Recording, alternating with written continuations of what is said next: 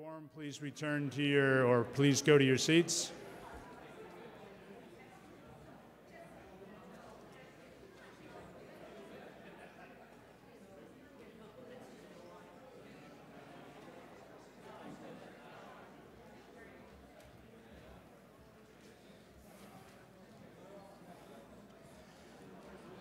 Folks, please take your seat.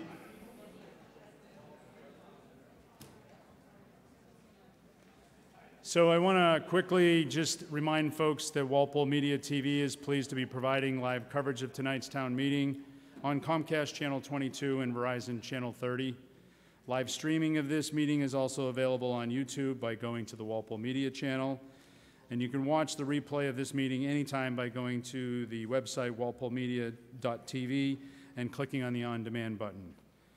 So now we will pledge allegiance.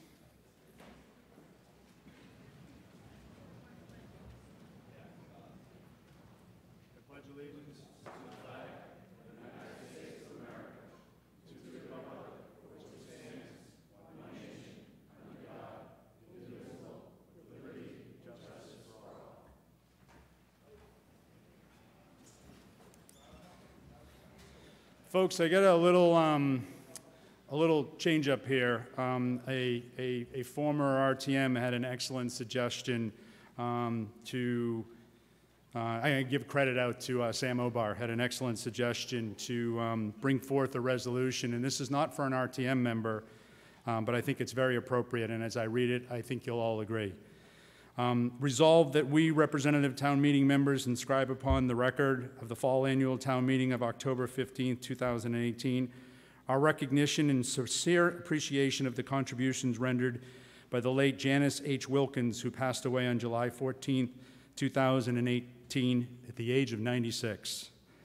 In 1953, at age 30, she was the first woman to run for and be elected to the position of selectman of the town of Walpole. She was elected to 9 more terms and served both as chairman and clerk of the board. And further, in acknowledgement of the town's loss, we request the moderator to observe a moment of silence in Janice's memory, and further, that the town clerk be instructed to send a copy of this resolution to Janice's family. Please rise.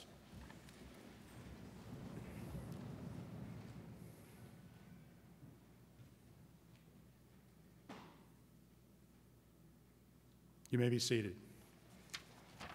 Do I keep this or is this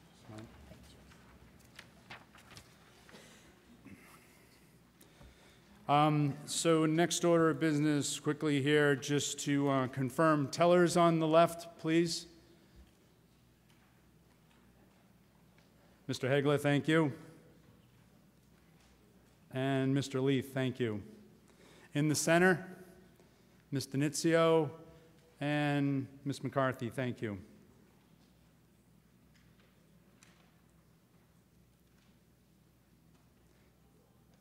And on the right, Mr. Sullivan and Mr. Buckley, thank you.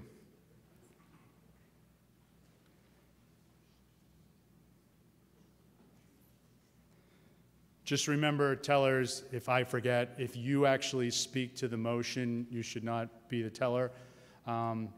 We had a substitute, so that was okay, but just pay attention to that in addition to the town clerk, and I would appreciate that, because I don't want to exclude you from that. All right.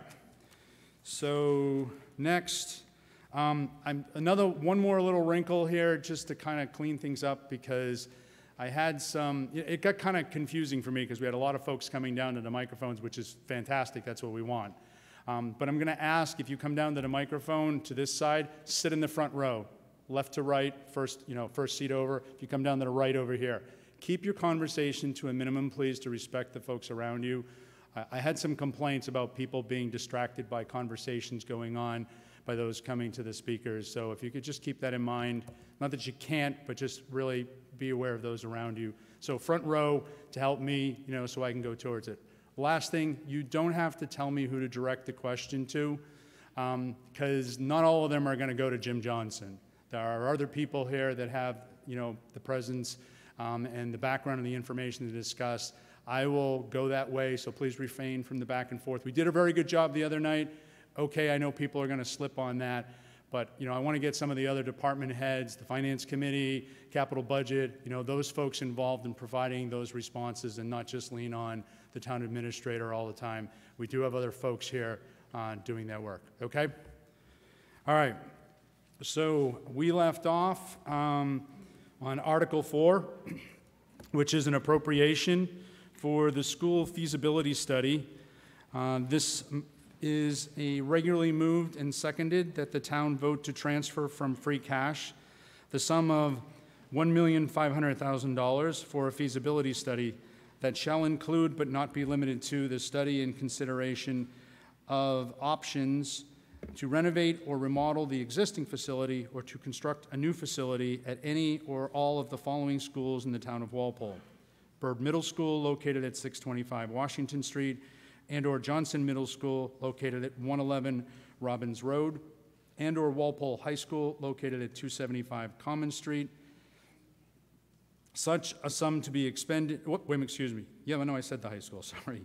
Such a sum to be expended under the direction of the Walpole School Building Committee, and further, that the appropriation authorized hereunder shall be expended only in the event that the town is invited by the MSBA as part of the MSBA grant program to collaborate on such a feasibility study, for which feasibility study the town may be eligible for a grant from the MSBA. The MSBA's grant program is a non-entitlement discretionary program based on need as determined by the MSBA, and any costs the town incurs in connection with the feasibility study in excess of any grant approved by and received from the MSBA shall be the sole responsibility of the town. Mr. Buckley.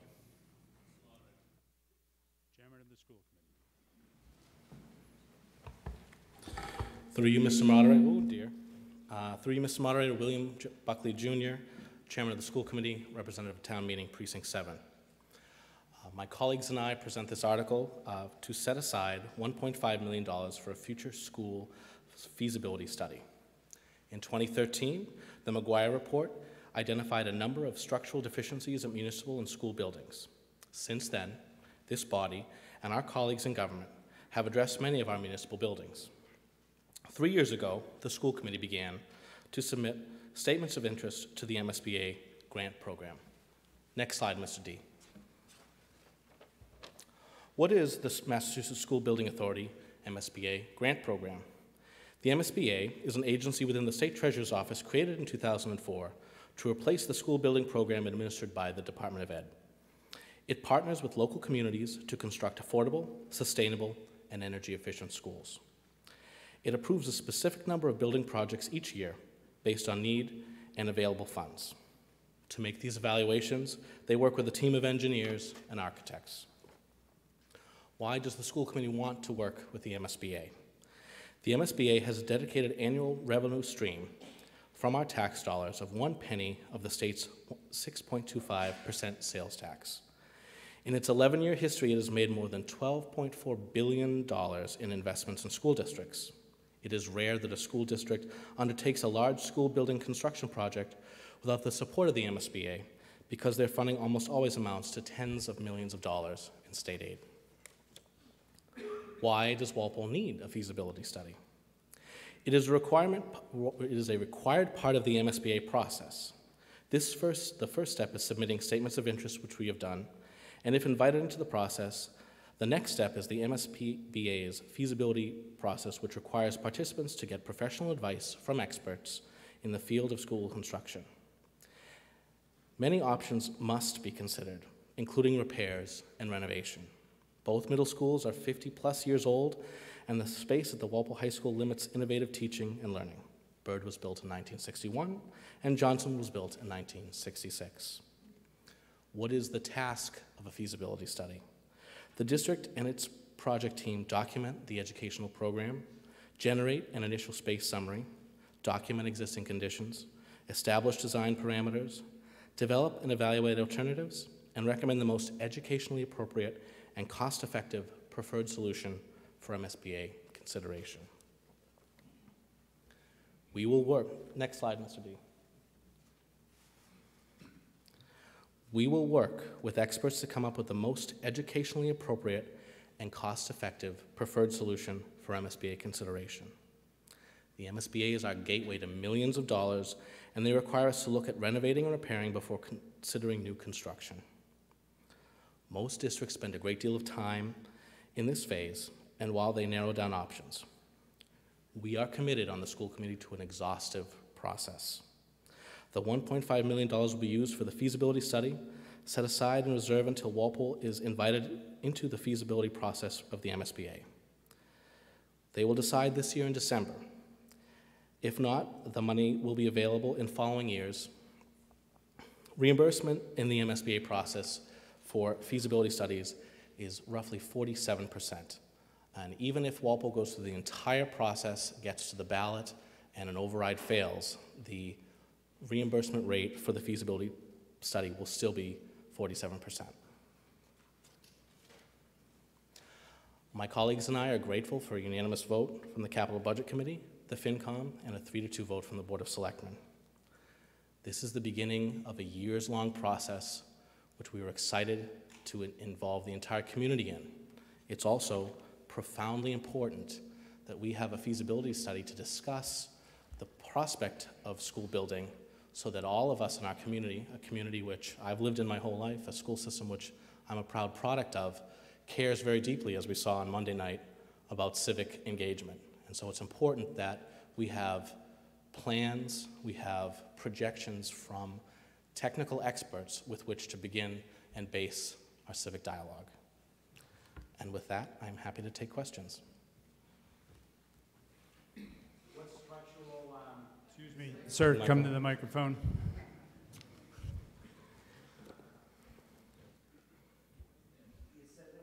Excuse me, Mr. Kelly, I'm sorry, just as a reminder. That's correct. Excuse me, Mr. Senna, front row, please. Right here. That's it, just a reminder. Sorry you had to be first on that. Proceed, Mr. Kelly. You said structural deficiencies. I went in the walkthrough at Bird, and I asked what the structural deficiencies were. What specifically was structural? I think to quote the deficiencies cited in the McGuire report of 5 years ago, we have structural, meaning there are limitations in the space of classroom size. We have original plumbing, original electrical work. At Bird in particular, we have an auditorium which doubles as a cafetorium that has classrooms going on simultaneously with lunch. Copper phone lines in both Johnson and Bird, and both Johnson and Bird are not currently ADA compliant.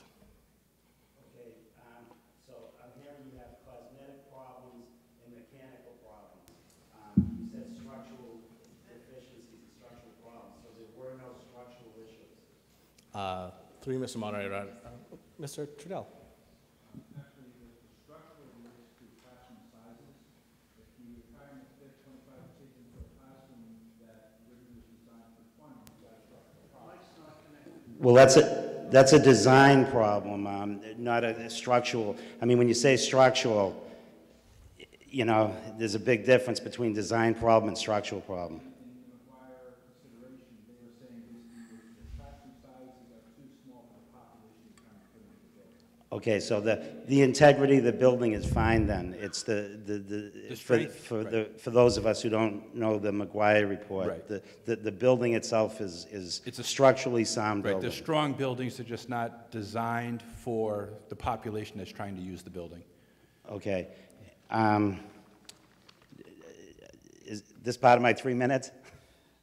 Mr. Kelly, you may proceed. I am keeping in mind the Q&A going back and forth on time. You may proceed. Okay, then I'm going to save my time for as we go on. That was one of the questions I have. If you have more questions, you may continue. 'Cause Okay, once you so cede, so other then people come what I'm first. getting here is it's not structural, it's mostly mechanical problems that you're having and design problems with the classroom size and problems with locating your components for the technology. Mr. Buckley or Mr. Trudell? Through Mr. Moderator, to my neighbor from Precinct 7, correct. Okay, thank you. Thank you, Mr. Kelly. Mr. Senna? Victor Senna, Precinct 8. My question through you, Mr. Moderator. I also made the walkthrough through both schools, and I found a lot of the problems that exist are really not that bad. For one item is we went into one of the labs, and they pointed out they had electrical outlets near the sinks. They were in danger of someone getting electrocuted. I asked them, have you ever heard of ground fault interrupters? There should be ground faults there, and that would eliminate the problem. Okay, that's number one. Number two, with the cafetorium at Byrd, there is a way to solve that problem without tearing the whole building down or renovating the whole place. You can put sound deadening partitions that look like part of the original construction, all right, and are very inexpensive to install. Then we went to the area where all the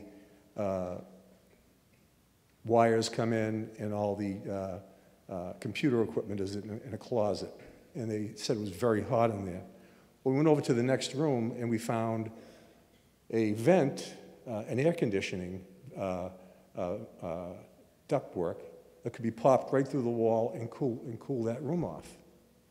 So a lot of the problems that I saw, and I live in the construction world, are not structural and are not deficient in any way. There was another problem over at Byrd where they had all of these computers, and around it they had all the lockers. And there was a lot of noise, they said. They couldn't concentrate on the computer work. Well, same thing as the cafetorium. You could put those structural panels up, and they look just, you could put them in your home and you wouldn't know it. That's how good they are. So I'm just saying, before we go spending $1.5 million on some outside person to tell us what to do, how about if we get some people in the town that know what to do, okay, and spend that $1.5 million on fixing the school? Thank you. Thank you, Mr. Senator. Mr. Hamilton. Mr. Senna, if you're back in line to speak, you want to go to the, oh, David, thank you. Hamilton, Precinct 5. In the past, we had a situation where the town was granted money to rebuild a school, to refurbish a school, and we initially had to take out a loan because the grant didn't come up front. And we had that loan, and we paid that loan for 20 years before we finally got the grant. And in effect, we paid more interest on the loan than we got from the grant. Has that problem been, will you be able to get that money up front?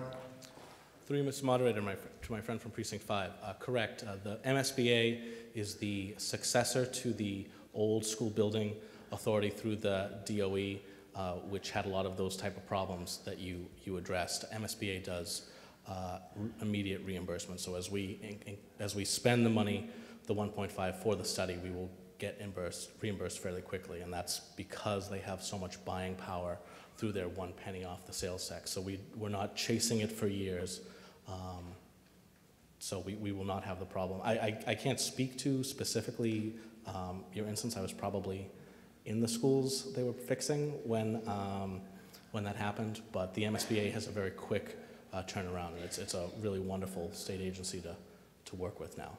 Okay, with that good news, then I will keep a better eye on Victor for you.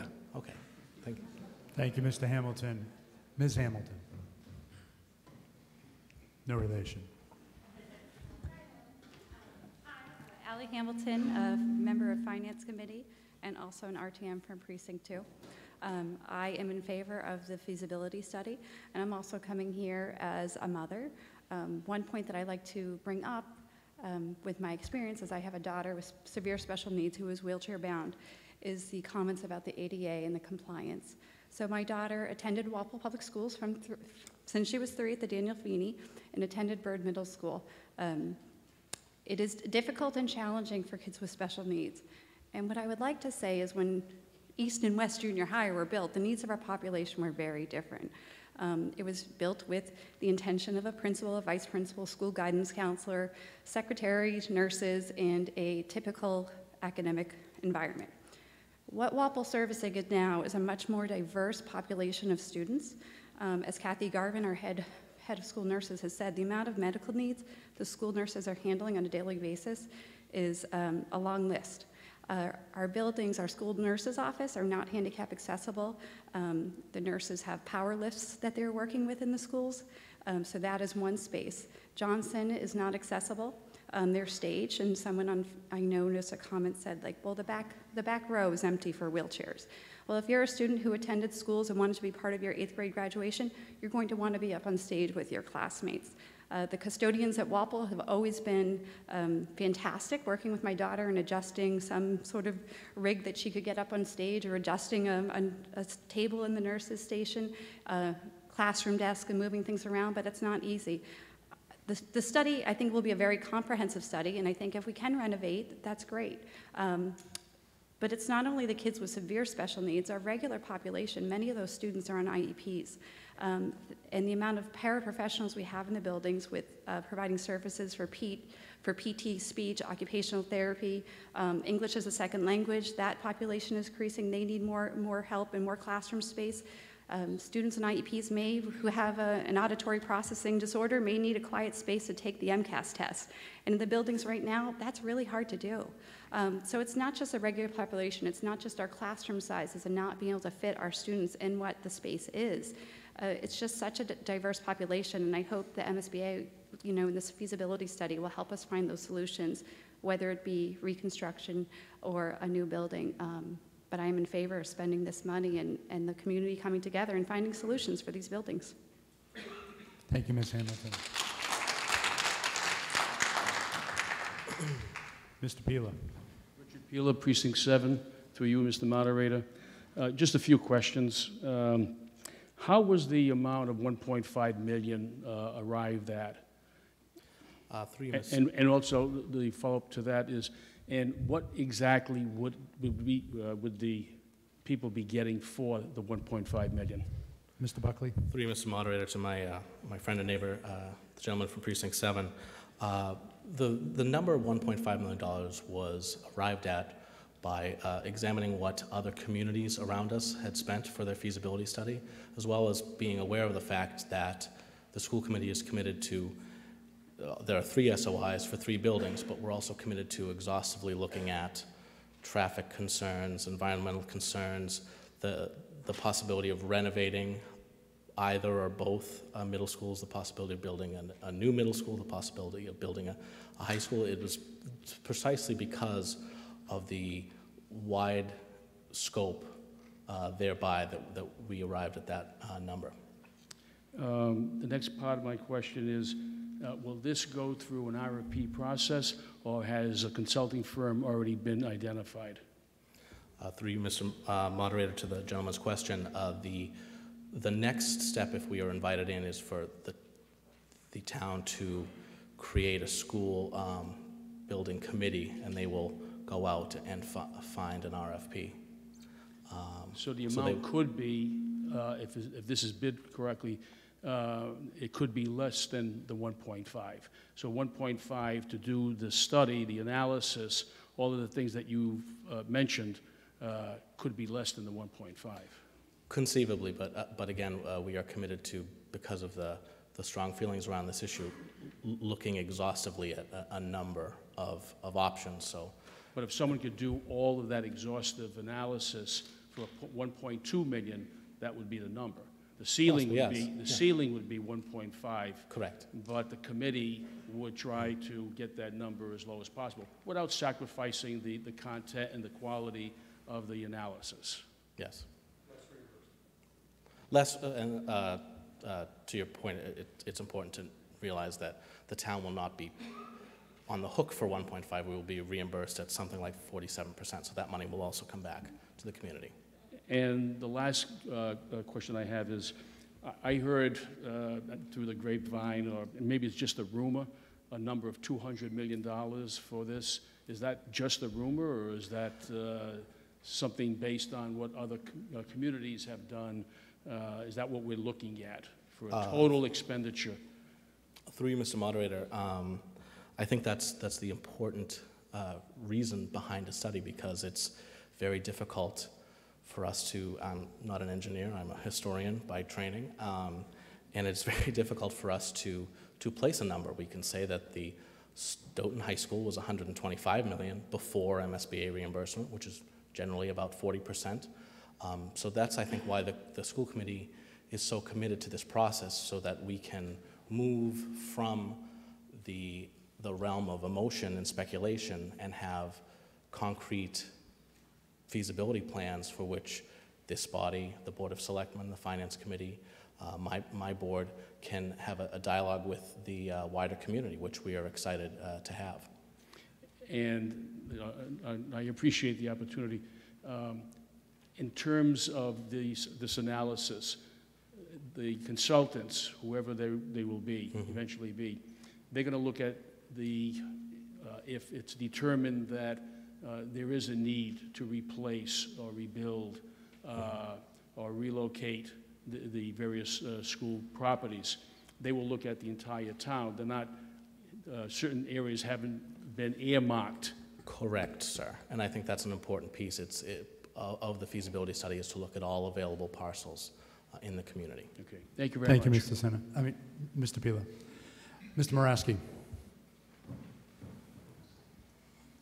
Thank you, Mr. Moderator. Moraski, Precinct 8. A lot of the questions that Mr. Peeler asked are similar to what I was going to ask, but I would like to know who determined the $1.5 million for the feasibility study. Was that done internally, or was that done by a consultant? Mr. Buckley. Through you, Mr.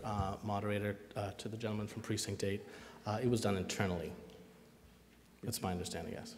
By school department management? In collaboration with our friends at the town, perhaps the town administrator could. Mr. Johnson. The question of how was the 1.5 determined? Yeah, we did. Looking at again at what our neighbors have. The main motion has 3 schools. Your PowerPoint says you were talking only about Bird and Johnson. The 3 schools are all, including the high school, are in the mix. Yes, sir. Okay, so they all have needs to varying degrees. Not many feasibility studies include 3 schools. Correct. As a matter of fact, I couldn't find one that exceeded one school in a feasibility study for $1 million, and that would be a high school. But most other smaller schools are like $500,000 for a feasibility study. Could you tell us what is the Walpole School Building Committee, and who makes that up? And how is it different from our permanent building committee? And why wouldn't the permanent building committee be more involved in this as well? I'll have Dr. Lynch speak to this. Good evening. Lincoln Lynch, Superintendent of Schools, through you, Mr. Moderator. It's a prescribed process, Joe. There's a minimum of 11 members. You have 2 selectmen, a minimum of 2 school committee members. It's online under the Massachusetts School Building Authority. Jim, if you want to put that website up. You would also, I have to go to my notes to remember all 11. A member of the Finance Committee, a member of the Capital Committee, a member of the PBC, the superintendent, the town administrator, the school building administrator, the assistant town administrator, the assistant superintendent for curriculum and instruction, a local citizen, either an architect or an engineer with expertise. Most likely you can expand that to include a tradesman, local, a parent, or at large, technology director, building inspector, or teacher. Some districts have 11 or 12 members. I know Middleborough has 20. They have the building inspector. They have the police department because of security issues. And that's a couple of the issues with the middle schools too, is the security layout. It will be handled, it will be a makeup as determined through your process used to develop the PBC. years ago. It's a town board. They are required to report monthly to the MSBA and to the school committee and to the Board of Selectmen through the owner's project manager. And there are 60 days from invitation, which is estimated December 12th. You have 60 days to develop your list, have it approved by the Board of Selectmen, submit it to the MSBA for final approval, but it has to meet all the criteria as listed online. I hope that answers your question. It does, and I was more concerned, Mr. Moderator, I was more concerned that the PBC was involved, somebody Yes, sir. from the PBC was involved at this stage of the feasibility study. Right. Is there any preference, either by the school committee or school department, as to knowing that we're going through a feasibility study? Does somebody have like a preference as to what might happen here and how the feasibility study might end or want it to end? Through you, Mr. Moderator, to the gentleman from Precinct 8, we are looking at naming rights, if you would like, Joe. No. Well, what we hear is, you know, the movement of two middle schools, the combination of two middle schools to the high school, and the high school being, a new high school being built on the grounds of Byrd Middle School. So I just want to reassure town meeting, or get some reassurance from town meeting, that this feasibility study is not substantiating some pre-existing notion out there as to what it's going to be a very transparent, very meticulous study to determine what we should do with these three facilities. Through you, Mr. Moderator, to the gentleman's question, I can assure you that it is, we have not decided what to do. And if you look at the process, if you take a step back and look at the process as a whole, many town boards and ultimately all of our neighbors and citizens will have to adjudicate upon this process. So it is counterintuitive to have thought up one plan before. However, in the SOI process, we did have to pick a plan and a suggestion, but very seldomly does the statement of interest initial suggestion come out in a cookie-cutter manner at the other side, and that's really why the feasibility study happens. And I can say more than anyone, as someone who voted against the first two high school statements of interest, because I felt very strongly that Byrd should be at the forefront, and our most needful building,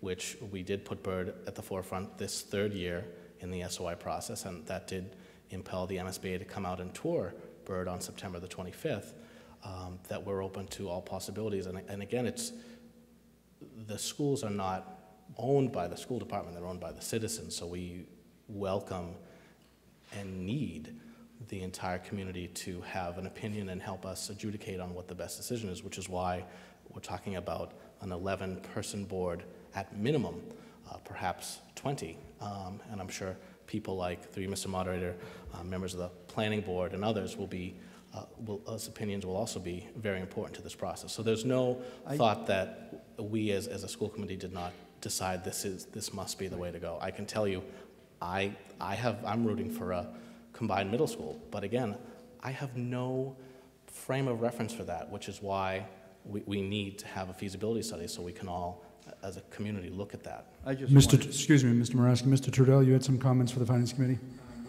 Yes. The other thing, too, is with the statement of interest, the MSBA could come back and say that, you know, you have a great proposal here, but we think Byrd Middle School is the only thing we can afford to address at this time, in which case they would say, how do you fix Byrd Middle School? And at that point, you're looking at what's the best way to fix Byrd Middle School. If they come back and says, we have enough funding where we can address all your options, now pick the one that's going to work, then they get into more details and see what's best for the town. So the state still has a lot of input as to which direction we go. Mr. Moraski, one more question, and then I'd like to let some of the members speak. I just wanted to give Mr. Buckley the opportunity to dispel the notion that's seems to be going around town that this thing has already been determined. But the last question I have is, will there be an opportunity for town meeting to discuss at a later date the school committee and the MSBA's preliminary evaluation of all the alternatives before a final recommendation is made or a schematic report is submitted. Mr. Buckley? Mr. Moderator, to the gentleman's question, that recommendation will come from the school building committee, which is a representative body of boards all across town, which will have had exhaustive public hearings as And well. you will be back here as well. Eventually, yes. Obviously, we will need a vote, 2/3 of this body. Thank you, Mr. Moderator. Thank you, Mr. Moraski. Ms. Corey? Hi, thanks. Val Corey, Precinct 2. I just didn't sort of understand something. I don't really even know what you mean by innovative learning and space limitation. What is innovative learning? I mean, Mr. Buckley, I just don't know what you mean. Through you, Mr. Moderator, to the representative from Precinct 2. I often describe this from a point of departure as the jobs that awaited a Walpole High School graduate in 1950 at Bird Machine and Kendall Mill and Bird Tool and Die no longer exist. And the structural limitation, the spatial limitations of the classrooms with a chalkboard at the front and a row of desks no longer fit the learning style and the things that we require our students of, especially at the secondary level. Much of our learning now is done through the use of technology, which in buildings, especially like Bird and Johnson, really stress the capacity of the building. But we see that as our technology director, Ann Arpin, often says, the jobs we're preparing students for and the way we're preparing them to learn, we don't even know what the jobs a sixth grader will be applying for once they get out of high school. So innovative learning in the sense that a lot of the lessons are no longer in a lecture format, but are done in small groups. They're project-based, especially in the areas of science, technology, and math. And the current existing facilities just don't allow for that level of rigor and the level of rigor that we expect from our students. So you're talking about smaller classroom sizes with smaller amount of students in each one? I guess I think still don't we're understand. talking about buildings that are hardwired for an ever-increasing amount of technology that is utilized.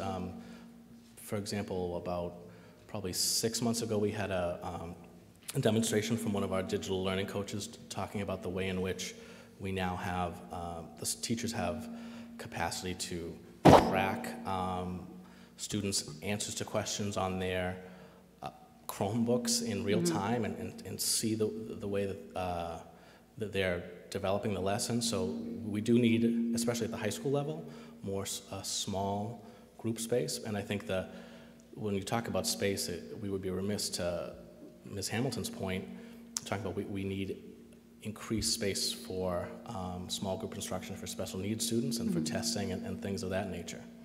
Yeah, I get that. I just guess I didn't know what it meant by innovative learning. I get the whole technology need. I also just didn't know sort of what collaborative areas mean as well as far as spacing goes, and that being a lack of learning in collaborative areas. I don't know what that means either.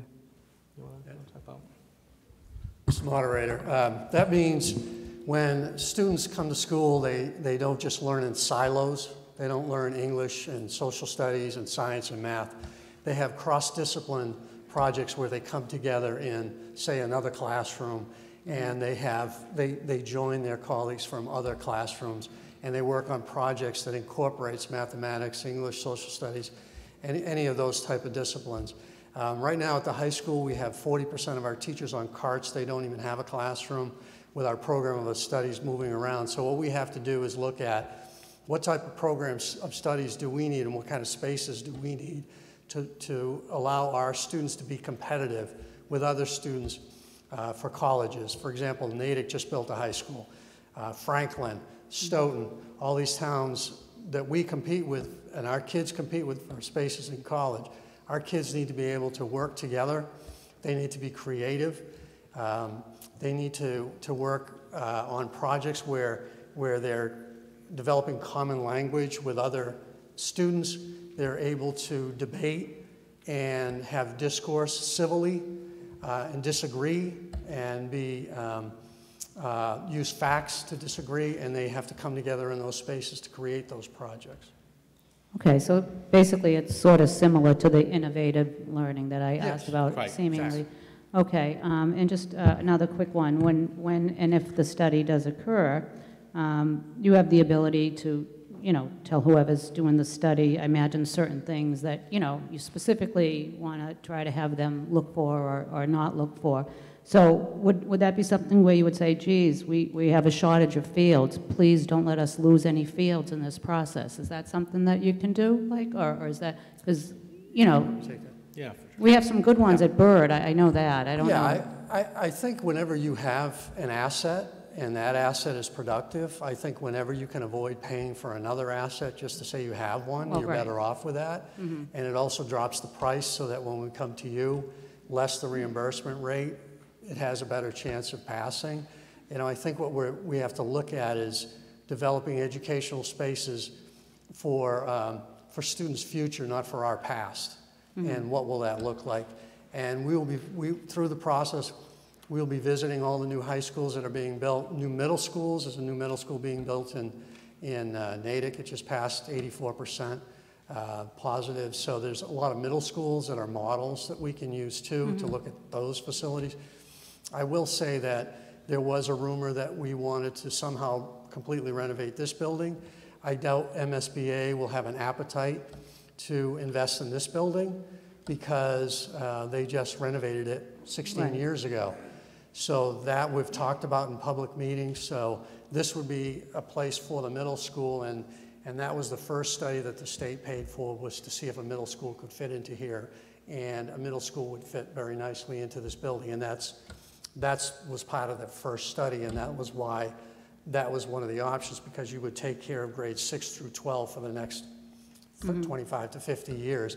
This isn't about Band-Aids. This isn't about fixing things cosmetically. It's about creating facilities that can last 25 to 50 years, because once you engage MSBA, they don't want to hear from you again for a long time. Right, nor should they. Ms. Like I Corey, said- one more question before we move on to someone else. It's not even a question. Like I said, just the situation we're in where we need new fields. I would hate to lose new fields in the process of renovating or building a new school. Just doesn't make sense, because then we're in the same problem again. That's all. Thank you. Ms. Corey, thank you. Mr. Damish?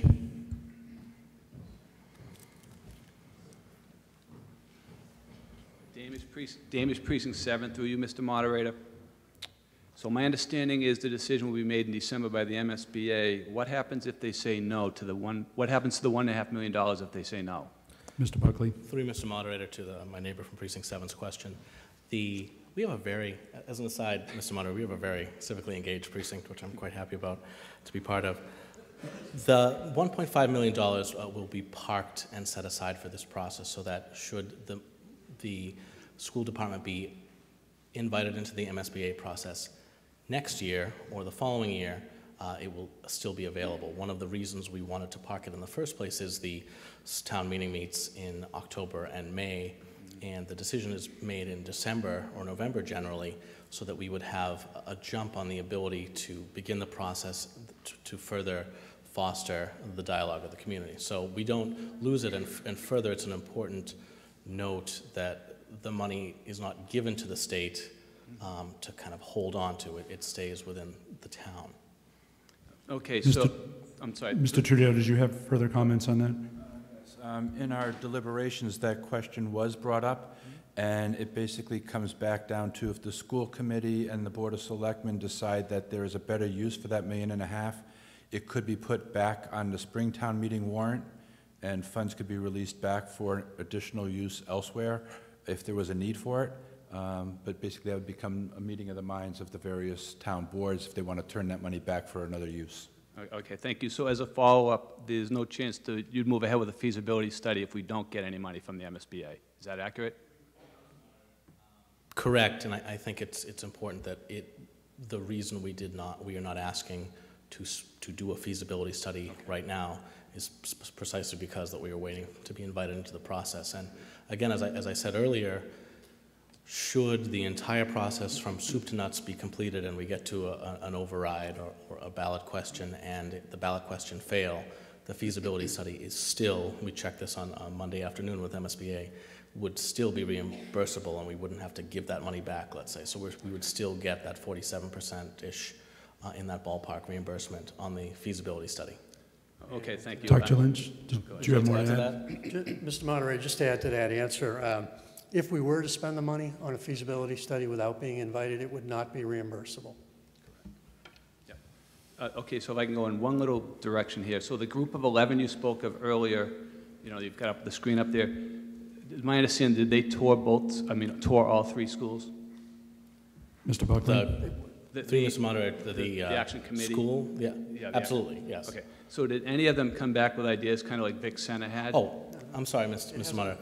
We have yet to form that group. That group will be formed once invitation into the process. Oh, okay. And then they would begin the feasibility study. But I think to the spirit of your question, sir, we, as we've said before, are committed to looking at renovation, rehabilitation, and new construction. And quite further, very importantly, the MSBA requires us to do all 3. Great. Thank you, Mr. Buckley. Thank you, sir. Thank you, Mr. Damish. Susan Naughton, Precinct 4. I'm speaking in favor of this article because I think that it will give us the options that we need to move forward. I think that the problems are too big and too much for individuals to solve. I'm coming at this from the perspective of I've been a middle school special ed teacher in an urban school district for 10 years. I'm very aware of what it's like to teach and learn with a lack of physical space and deteriorating conditions. Both of them really affect how our kids learn and how our teachers teach and how we deliver special ed services. I think that in some respects, not having enough space is worse than having deteriorating physical conditions because you have classrooms in the hall, you have kids receiving their speech services in the hallway, you have classrooms that are combined or in the cafeteria, and it's just not good for our kids' learning. So that is why I am in favor of this article. Thank you. Thank you, Ms. Naughton. We are now to, sir, on the left. David Blau, Precinct 6. I want to say that I also took the tour of Bird and Johnson last Friday, and I'm grateful to the school administrations and the school committee and the other RTMs who were there on the tour for providing a lot of really valuable information. My concern in this is that I want to make sure that our kids have the best possible education that they can have. And I want to make sure that the teachers have all the tools and the resources that they need in order to provide that education. My questions are more about the process.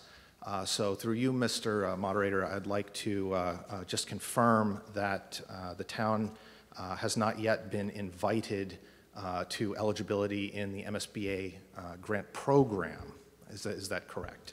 Mr. Buckley. To the question from the gentleman from Precinct 6, that is correct. Okay.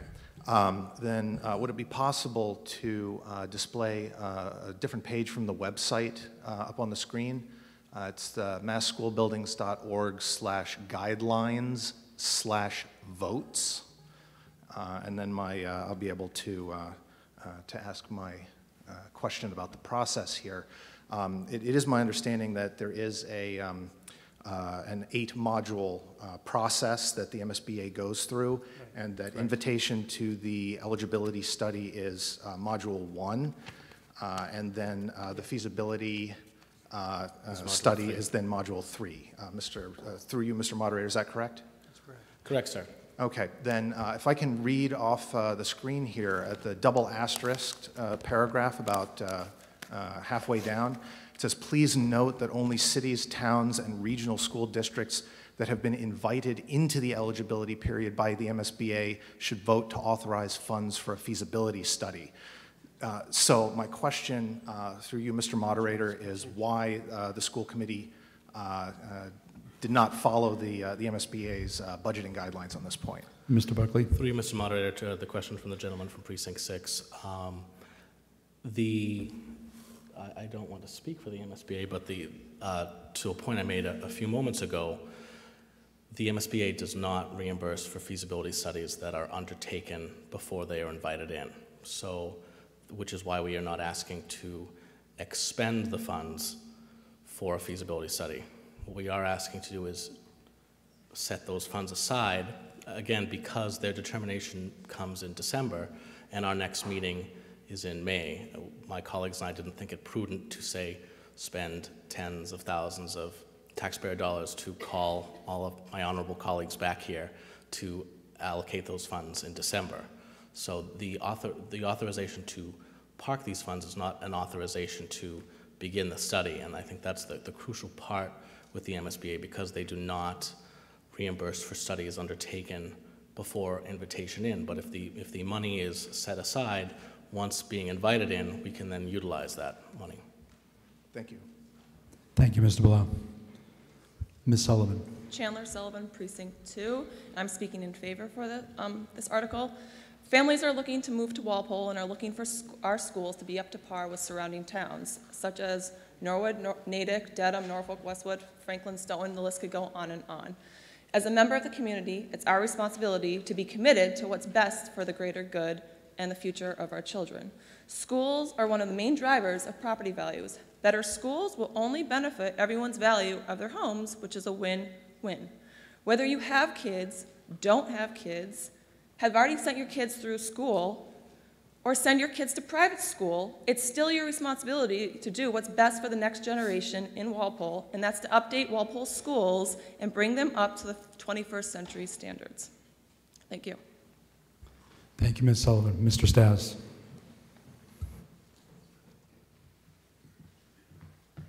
Hey, Dan. Stas, Precinct 5. Just a couple of housekeeping questions, really. And I think Mr. Blau asked that before, but when we met, well, the Finance Committee met with the School Committee back in last November, we kind of talked about procedure, and it was just that you have to, produce your SOI, and then once accepted, then you do your feasibility study, correct? Correct, sir. So, in essence, this $1.5 million, as you stated, is not going to do the study, it's just putting the money aside so that in the chance that we do get invited, then we go do the study, correct? Correct, sir. Gotcha, okay. Isn't that a little bit like, well, one other one. How long does it take to do a feasibility study? Do we know? Did we talk to other towns? 1 to 2 years, through Mr. Moderator. 1 to 2 years? Correct, sir. So you're gonna park this for, at minimum, because, well, we're gonna find, have you done your SOI for this year? Yes, sir. And you get to find out in December whether or not it gets approved? Correct, sir. And if it doesn't, then what do you do with the money? Through Mr. Moderator, the money will remain in, is it to Mr. Johnson free cash, or? Mr. Johnson? The money remains in the account until it is spent. So once it's designated from free cash, we place it in an account. Jody puts it at Munis, puts an account number. It sits there until it's touched. If it goes back to free cash, this body has to act on that. Okay, so in all likelihood, it's going to be a while before this happens, or the money gets spent, or the study gets created, correct? I would like to hope that it was next month, but Mr. Moderator, but. Yeah, we were hopeful last year too, of course. That's true. But, and I think, I kind of recall a conversation that Dr. Lynch and Jim Johnson and I had a while back, and in thinking of Ms. Hamilton's concerns about ADA and, the condition of our buildings, I kiddingly called it, could we get an estimate of the estimate? You know what I mean? So getting the study's great. Let's say our SOA gets approved. It's going to take 2 years before that happens. That doesn't fix some of the issues that are today. I was just curious, have we, explored that, like fixing some of the needs today? Because the study's great, and it would tell us all this great stuff, and the class of 2025 would benefit? I don't know. I'm just kind of curious. Has there ever been a discussion about fixing some of the, the real problems today, whether it be ADA or technology? Lord knows I do technology for a living, so that's a pretty easy fix, but then again, that's me, so. Dr. Lynch? Dr. Lynch? Mr. Moderator, through you to the body, just to clarify, in December, part of the 1.5, if it's approved tonight, contingent upon invitation in. Part of the 1.5 is to pay for the owner's project manager, which begins the whole process. So it will be spent as soon as that first invoice comes in. And so the feasibility study does take 1 to 2 years, but that's after you have the project manager. So you bid the project, you develop a school building committee, you hire an owner's project manager, like police and fire has, and all the other towns. Then you put together specs for a designer, and then you hire a designer with the capacity to handle this study, and then you pay as you go over the course of 1 to 2 years. Simultaneously, you have that project manager coordinating the process, helping to hire the designer, making public reports to the Board of Selectmen and School Committee, holding public hearings on options. So it's a process that does take 1 to 2 years, but the bill doesn't come due in 2 years. You pay as you go as services are provided. So the 1.5 won't be expended in total for 1 to 2 years, but it'll be drawn down. The 1.5 most likely would take probably 60 days to put a school building committee together, another 60 days to hire a project manager, another 60 days to bid and hire a designer. So, it would be over months, but not years, as you had mentioned. Just to make that clear. Okay, well, through you, Mr. Moderator. Now I'm a little confused because Mr. Buckley said that we're going to park this, right. And and now you're telling me that we're actually going to start using it because we've got the money aside. So now we're going to get the committee, we're going to get a project manager, we're going to start spending as you go, not park it, whether we get the SOI approved or not.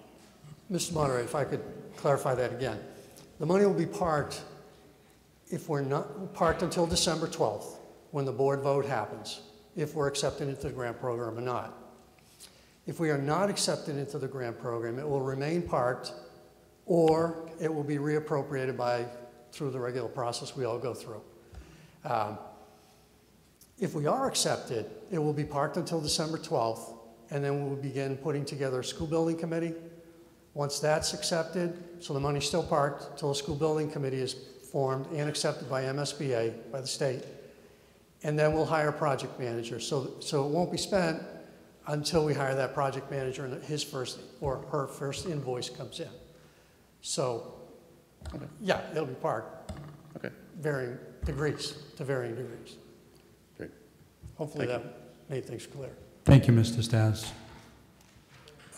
Just Mr. Curley, you'd be up next. Just a moment. I'm actually seeing some members beyond the break, and I'm seeing non-members in the break. So could we fix this up in the back here? We need some, I need to make sure if you're not an RTM, you're back, and if you're an RTM, you're before. So I'm seeing, I'd like to correct that, please, for the vote.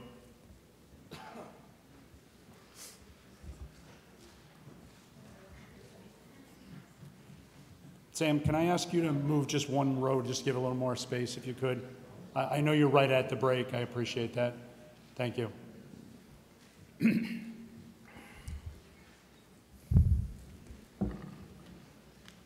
Okay, and just to remind a couple of folks that are repeat speakers, Mr. Kelly, I think you and I may have had a misunderstanding.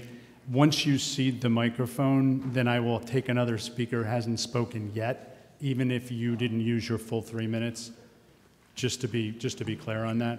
So you'll be the first one up when all the other first-time speakers are done at this point, okay? That's, you know what, Mr. Kelly, I can't make that promise. That's up to this body and how they move and how long the debate goes. Mr. Kelly, I actually tried to clarify that. We've got to move on. I apologize for the misunderstanding. Mr. Curley. John Curley, Precinct 1. First of all, I'd like to relate from citizens both in Precinct 1 and around town that did contact me in support of this issue. I also believe that that getting a hard, concrete feasibility study done where it's not speculation, and we know and having a study that the state can look at and trust, that is important as well. I definitely rise in favor of this issue. I'd also like to say, in my later years, I've returned to school. I currently go to UMass Boston, and we're in the middle of a very large renovation project. We have buildings from the early 60s, just as old as the buildings in this town, and we have buildings that were built 2 years ago. And as someone who sits in classes in both of those spaces, it is different worlds. You're talking about innovative study spaces. When you're in a classroom that's long and short, you can hide in the back row, and you can make trouble, and you can fail to learn, and you can fall through the cracks. These days, classrooms are short and wide, so that the teacher is going back and forth across the front, engaging with everyone, and everyone is engaging with each other. You have room to expand into group projects, especially when it comes to science and technology. We have a science center from 1960, and we have a science center from 2015, and oh my goodness, it is so different. The ability to learn just from having the facilities to feel like you're in a place that, is cutting edge and technology driven, it really does help. And I just wanted to raise in favor of this issue. I think this is very important. I went to this school when this school was renovated, and this room in particular. I remember the old Walpole High auditorium. This is where I had my DARE graduation, and it looks nothing like this room. And I feel it's important to pay forward and continue to make sure that every student gets those same benefits that I did from a town that shows that it cared enough to invest in me, and I want to invest in them. So thank you. Thank you, Mr. Curley. Ms. Keith, you are next. Ms. Regusta, you follow Mr. Snuffer. Through you, Mr. Moderator, point of information, in high school, Mr. Curley was a back-of-the-class student, but now I trust at UMass he is a front-of-the-class student. Mr. Buckley, you're out of order. Linda Keith, Precinct 1. Through you, Mr. Moderator. I read somewhere, and I'm not really sure of this, so I thought I'd ask the question. Is the reimbursement rate for renovations and repairs different than for new construction? Mr. Buckley? No, ma'am. It's not, so it's 47% no matter what you do. The reimbursement rate for a feasibility study is generally about 47%, and the reimbursement rate for the actual project. For the actual project is in the 40% range. Okay. And the only other thing I wanted to say is when you were talking earlier, you were talking about the high school and how, people went to work for Bird and this and that, but we did renovate this high school not that long ago. And I'm kind of dismayed to hear that it isn't up to par 10 years later. Through you, Mr. Moderator, to the question from the representative from Precinct 1, I was a student here before and after and during the renovation, and I think part of the reason perhaps was that it took us a couple of tries and we pared down the initial proposal. Okay. So some of the areas that are of concern, the science labs and the like, and some of the structural things that are of concern, like stairwells and this 1908 wing of the building, which we sit in, could not be fully addressed back then. Okay. So now they have come home to roost in a sense. Because the superintendent mentioned that the MSBA would probably not want to look at us for a high school or for this building as a high school because they did so 10 years ago. Is that true? Yeah. Dr. Lynch? Mr. Moderator, as I said, the MSBA would not want to change the structure of this building. But when you take an overcrowded building with 4 grades and you move 3 grades in, then it's a viable solution for middle school kids, as it is with some minor adjustments to this building. I don't think that they would have an appetite for a major renovation of this building. That was my point. what was the student population when this building was renovated compared to now? I don't know. I don't know. Does anyone have that? What- Right what- now, it's 1,150 in this building. Okay. The three middle school grades are at about 900 right now. I'm trying to remember when this was done, because my husband is a member of the permanent building. 2002. And when he did that, I believe that what was stated at the time was the expected population was going to be about 1,200 students. Okay. And so you're saying that that size for 1,200 students is not adequate today? Through you, Mr. Moderator, when you combine the facility with the educational needs of the future, it is not. Okay.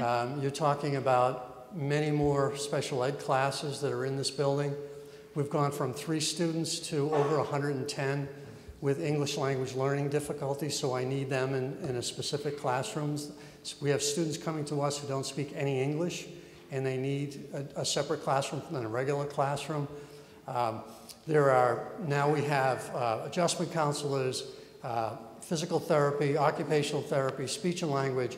The world is much different even from 15, 16 years ago. And you know, we're making it work with what we have. We're providing safe environments for our kids. But is it the answer for 50 years out? I suspect it won't be. But we'll look at the study, and if the study says you can repair what you have, and the state says we're not going to help you, that's what it will say. Okay. And everyone who wants to do repairs can have their say, and the state will listen to them. Everyone who says they want a new building can have their say. Anyone who sits somewhere in the middle or renovating an addition, or they'll have their say. And then it's really up to this community to decide. We're not asking for a new building tonight. Clearly, we're not even close to that stage yet.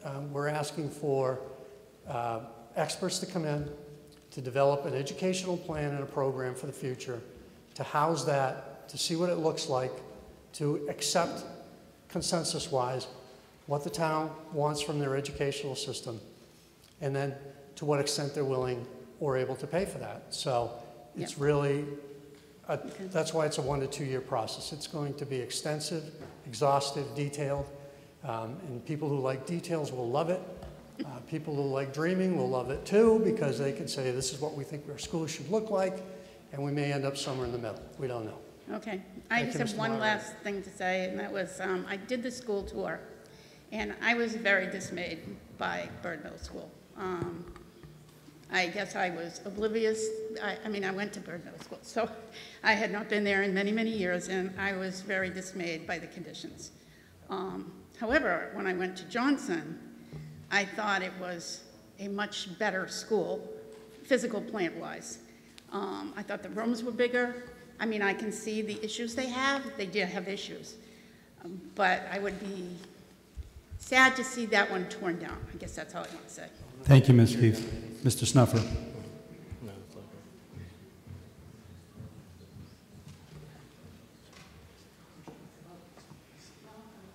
Thank you, Mr. Moderator. Snuffer, Precinct 2.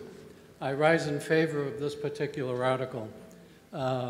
Based on all of the hypotheses that have been going, and recognizing that few, if any, of us are expert in this, I find that the final resolution of do you repair, do you replace, do you combine, can all be determined by experts for $1.5 million, and I consider that a bargain in the case of solving a particular problem that's been biting at all of us for many, many decades. What I do want to share with the group is, like the lady before me, I too was on that same tour of the Bird Middle School, and I remember I went there looking to have an opinion that will aid and help my great-grandchildren. With respect to the building, I recall going down very narrow aisles and saying, my God, these aisles are just a little bit on the tight side, and then seeing lockers, and then realizing behind the lockers were other alleged functional classroom space. And the tour kept reinforcing my belief that only two things could happen to this school, one being a serious renovation, which I don't believe is feasible, again, one of the non-experts, and a tear down, which is very feasible. As we got around the corner, I had the pleasure of speaking to some of the folks, and the lights started flickering. And I looked up and I said, "Is this a sign, God?" And sure enough, what ended up happening is a transformer blew on Route 27. And the thing that I recall is how the teachers created an atmosphere of calm for the students as they were emerging through these very narrow places. And I was very impressed with that. I thought that that was very good and perhaps had been practiced because of failure in some of the electrical. Then I went downstairs to the boiler room. And I can suggest to you that my first thought with the lights out was, I think I'm a little scared. And thankfully, not everyone had a Dora the Explorer model phone as I do. And they managed to turn their phones on and let there be light, and there was. I was terribly more afraid once I had the lights. I am suggesting to you that that place is the perfect laboratory for the remake of Halloween 17. It is a disaster. The puddles, the 60-year-old, 70-year-old boilers, the trays of electrical that, in my opinion, quite frankly, wouldn't pass muster. So why not do this and get it over with once and for all and have the experts come and tell us, rather than us hypothesizing, tell us what their professional, legitimate opinions are of the various options that we have. In my mind, quite frankly, recognizing and appreciating that the money is serious money, I would suggest to you, from my perspective, and I hope yours, this is a no-brainer. Thank you. Thank you, Mr. Snuffer. Ms. Ragosta. Thank you. In regards to Precinct 3, Jim, can you go back to the webpage with the voting that Mr. Blau was referencing earlier, whomever does that? So the MSBA uses the term authorize, and this article uses the word appropriate. And Mr. Buckley, your explanation is that they are distinct from each other in terms of definition. I think these two words, I think the plain language meaning of the word authorized funds, I think it's a distinction without a difference. I think it is exactly the same as what Article 4 is requesting for an appropriation. I can see why they use the plain language of authorized funds, because many people in the public don't understand what the word appropriate means. So it's my opinion that that is a distinction without a difference, and that in fact, an appropriation of $1.5 million at this point would be in violation of that. I further have a comment that Dr. Lynch, if I heard you correctly, you stated that some of this money, if it was appropriated and we were accepted into the program, that it would be used to form the project manager? Yes. Okay. So my understanding of reading the MSBA program is that forming the team and getting the owner's project manager is part of Module 2, which is separate and distinct from Module 3, which is the feasibility study. So am I correct in that we would not, if the way this article reads is that you're appropriating money for the feasibility study, which is Module 3, not Module 2. Am I correct in that? Mr. Buckley or Dr. Lynch? Mr. Moderator, upon conference with the MSBA, the owner's project manager is required as part of the feasibility study and is therefore reimbursable within the feasibility study account.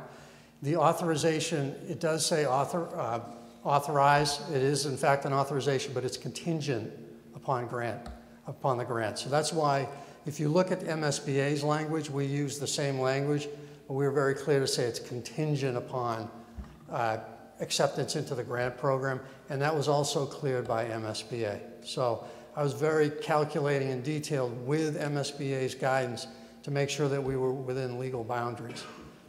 So I can just- understand how you'd read that, though, if you look at it in separate. We do have to go through 2 and 3, so the money would cover 2 and 3 modules. So to make sure that I'm on the same page in my understanding, Sure. what you're stating to this body is that despite what is written up on the MSBA website, the words ought to, please note that only cities, towns, and regional school districts that have been invited into the eligibility period, which I'm assuming is Module 1, by the MSBA should vote to authorize funds for a feasibility study. So you're saying that Dr. Lynch, if I may, and that question's been asked and answered previously. I don't mind. I just want to make sure that I It's nailed asked, down my asked and understanding. answered, I think. Thank you. Okay. Very quickly, the reimbursement rate that Mrs. Keefe had asked about, I understand that's about in the 40% range. Is that for all construction costs, or is that for a portion of construction costs? Through you, Mr. Moderator. The last 2 projects Walpole undertook, Fisher School and Byrd Middle School, we were reimbursed at 48% and 47% respectively. So the rate we expect to be 47 or 48, let's say 47 and a half, for argument's sake. The reason we're estimating at 40% is because Mass School Building Authority only approves a certain dollar per square foot for constructing, designing, furnishing, and equipping a building. So let's say that the School Building Authority approves $350 a square foot for this year for the grant program, and the bids come in at $375 per square foot. They would only reimburse the town at $350, not the $375 actual. Secondly, if the town chooses to purchase land as part of the options, that would not be reimbursable. If the town decides to build a new superintendent suite in a new school, hypothetically, that would not be reimbursable. If the town decides to build a larger than acceptable gymnasium, so say the state, I'm using hypotheticals, say the state approves 1,000 square feet for a gymnasium, and Walpole says, we want a bigger gym, we want an indoor track with a raised surface, and it's 1,200 square feet. MSBA would only reimburse 1,000 square feet. Let's say Walpole wants 1,200 square foot for each science lab, and the MSBA is only approving 1,100 square feet. They would not reimburse. So we have dropped the percentage by an estimate from 47, 48 down to 40. Now it could be 44, could be 39, could be 43. We won't know until we get the feasibility study in. The space is designed, driven by enrollment and program, an educational program. And Walpole has their say in what building or renovation they want. What Walpole wants, MSBA may not want to pay for. So they would drop the square footage by the amount that's acceptable within all their ranges. So it behooves us to try to determine facilities within maximum ranges and try to have the bid come in within the acceptable cost per square foot to maximize our percentage reimbursement as close to 47 as we can get that number. So it's not, I mean, an auditor couldn't come in and prove those numbers right now, but that's the estimate and that's the advice we're getting from other towns and other architects who are in this business. Thank you. Very briefly, do you expect the feasibility study to include the building of the new high school at the Byrd Middle School site? It will be studied. Even though that has already been done back in 2016? Right. It needs further study. It needs to be, the prices need to be updated. They probably won't have to spend as much time on that because there's a a design, but people in this room or people on the school building committee may not like the design, or they may say, we want to look at a middle school on that property, or they could say we want to renovate and add to that building instead of building a new building. They could say we want synthetic fields, not grass fields. So that's why this study is so open. It's really about what you want to look at. And one final thing. One more question, Ms. That's it. Vanessa? It's actually a comment. You threw out the number $350 per square foot, but I do recall that it was $450 a square foot for that proposed high school at the Byrd Middle School site. Just a comment. Thank you. Thank you, Ms. Ricosta. Sir, thank you. Sean McCauley, Precinct 2. I saw the dates that Byrd was 1961 and Johnson was 1966. What was the original lifespan of those buildings? What did they tend to last? 50 years. About 50 years? About 50 years, yes. So it's safe to say that now, this is 2-3 years out, that Byrd will be 60 by the time we would even begin breaking ground for anything? Oh, yeah. Yes, sir. So is it safe to say that it was anticipated that this body would have addressed this 10, 15 years ago, and instead we're here now? Mr. Buckley? I don't pretend to guess what people I don't were want thinking 50 years ago. Think about what the town fathers thought of 50 years ago, but... All right, so but the lifespan of those buildings was 50 years, give or take. Yes, sir. All the Band-Aids aside. And now we're in the condition we're at now, where we're thinking about them being 60 years old before anything happens. Correct, sir. Thank you. Thank you, Mr. McCauley. Ms. Barrows?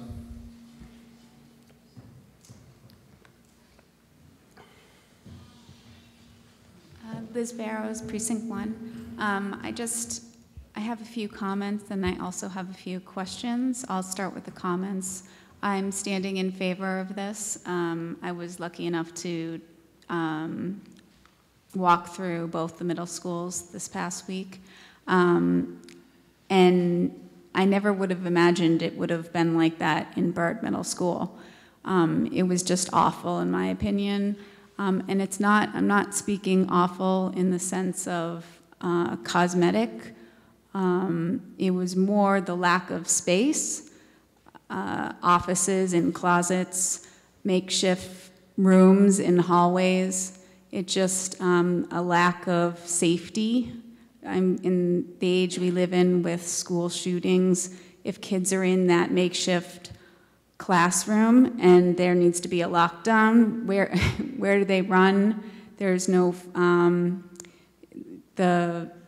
there's no fire safety, and it was just it seems, I don't know if I looked on the website, the state's website, and I couldn't find any numbers about what if there was a per pupil per square footage.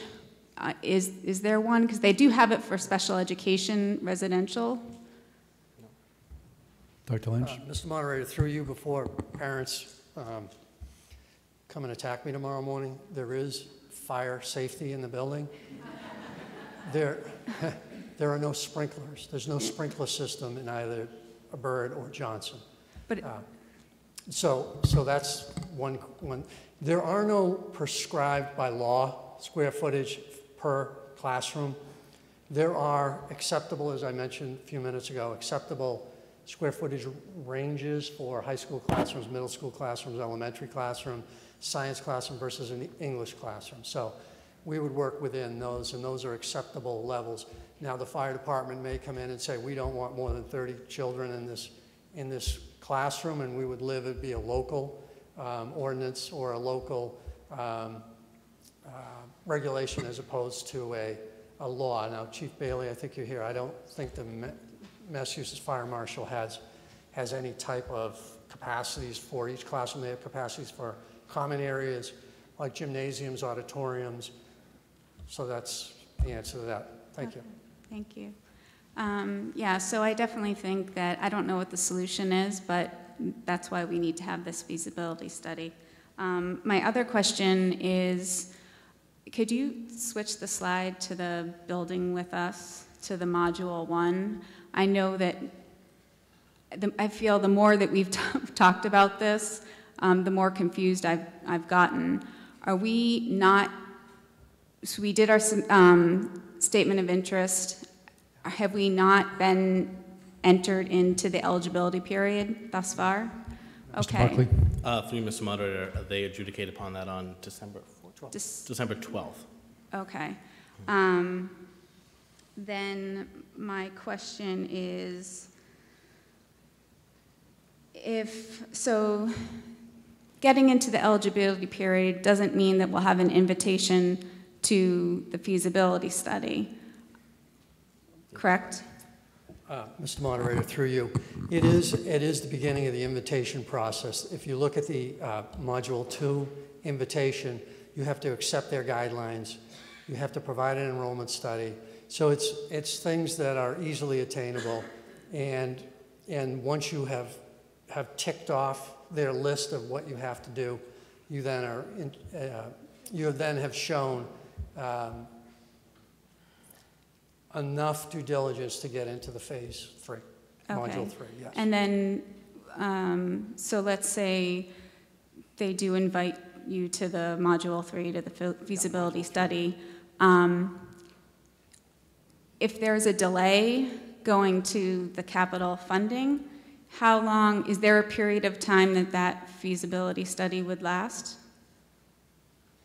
Mr. Moderator, through you, let me see if I understand.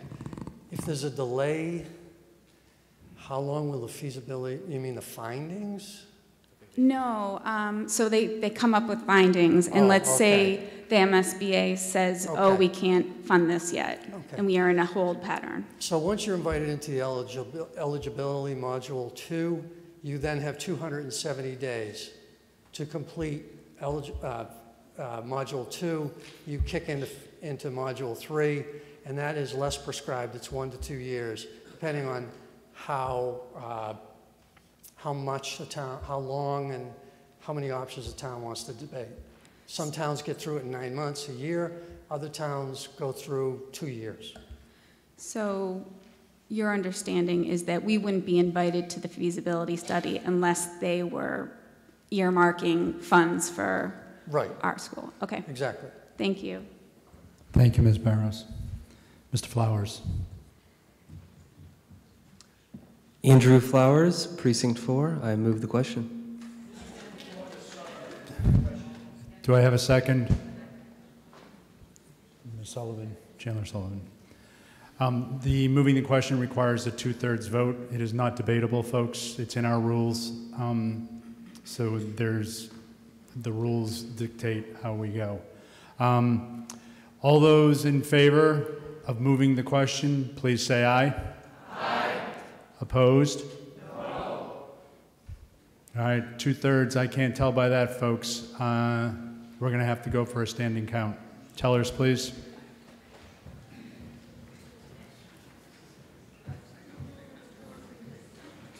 And by the way, thank you for your voices. I just think it's kind of on the line there, so I appreciate that.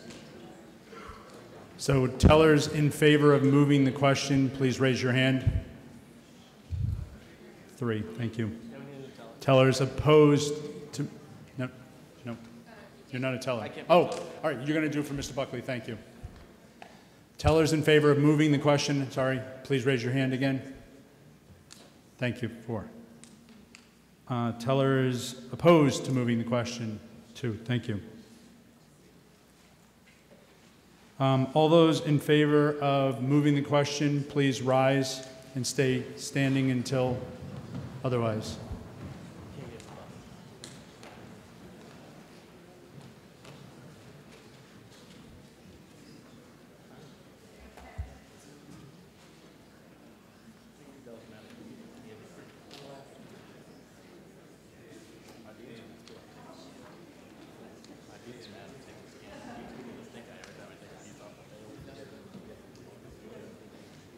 No, I actually have that. Yep, I do. Thank you. But I appreciate it.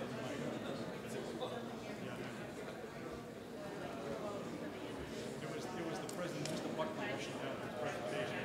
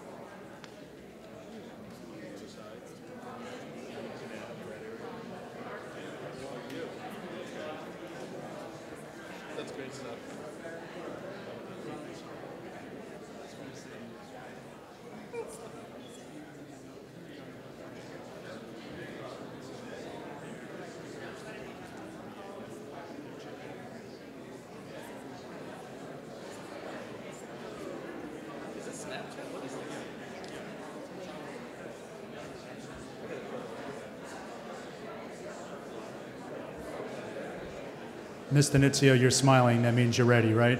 Okay. Mr. Leith, on the left, please. 15. 15. Thank you, Mr. Leith. Mr.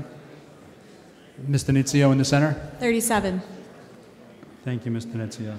And Ms. Grace on the right. 28. 28. Thank you, Ms. Grace. Please be seated. All those opposed to moving the question, please rise.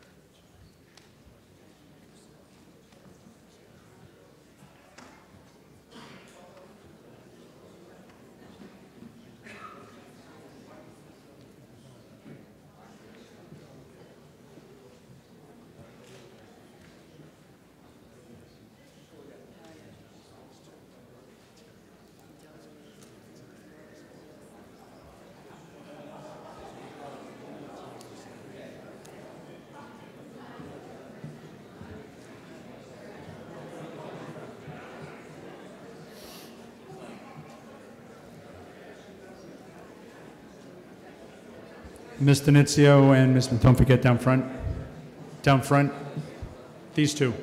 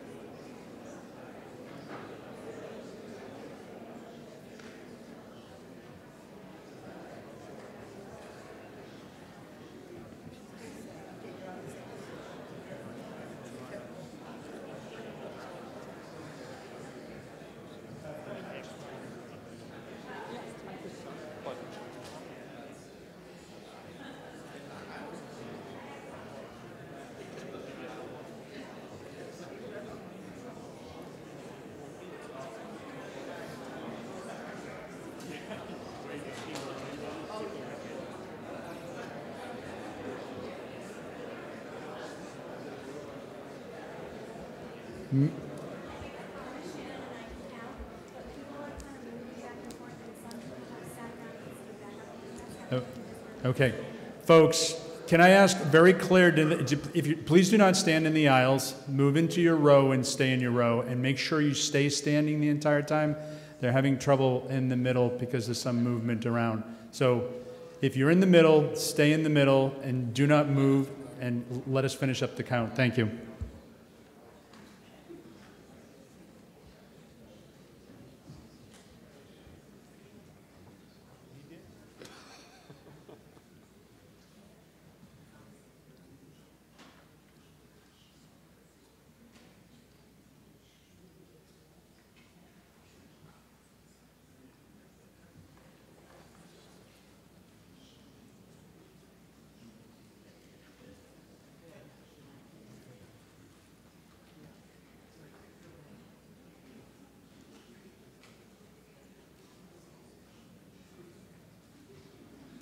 Okay, Mr. Leith, on the left, please. 4. 4. 4 noes, thank you. Mr. Sullivan, on the right? 2. 2, thank you, Mr. Sullivan. And Ms. McCarthy, in the middle? 29. 29, thank you.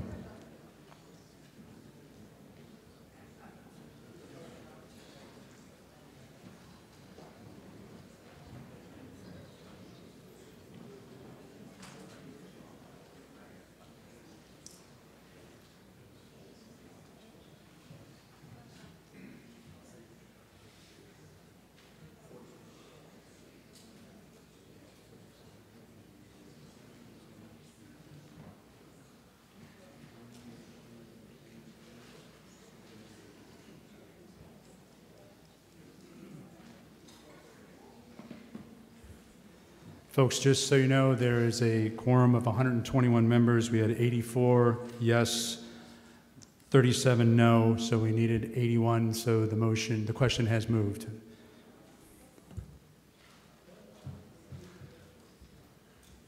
So one of the things I neglected to do, because Mr. Buckley was rushing to the podium to do his presentation, was call for the vote of the Finance Committee. Favorable action, 1300. Mr. Gallen, Board of Selectmen. Selectmen voted favorable action 3-2. And Mr. Forsberg, Capital Budget. Mr. Moderator, Capital Budget voted favorable action 6-0-0. Thank you, Mr. Forsberg. I will remind you that Mr. Buckley did tell us what the vote was before, so I appreciate that. Point of order. Yes, Mr. Hamilton. Hamilton Precinct 5. I believe we need a feasibility study, but I'm concerned. I'd like to know... Mr. Hamilton, just straight to your point of order, no opinion, please. Does the superintendent of schools have in writing this special agreement that he has that allows us to... Mr. Hamilton, that is not a point of order. Please be seated. We are now going to go to a vote on the article. It is for favorable action. All those in favor, this just requires a simple majority. All those in favor, please say aye. Aye. Opposed? No. It is a vote. Favorable. The motion passes. All right. It is now 9:10. We will take a short break and then take up the next article.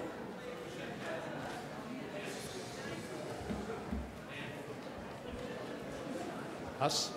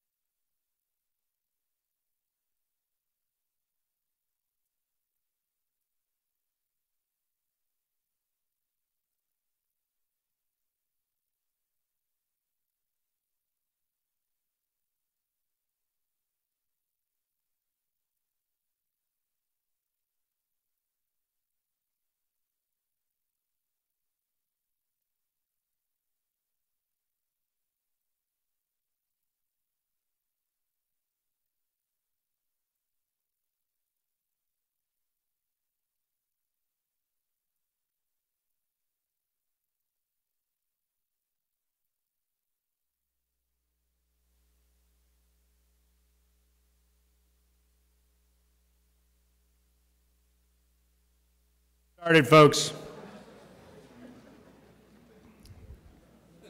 Could everybody please return to their seats? What'd you say?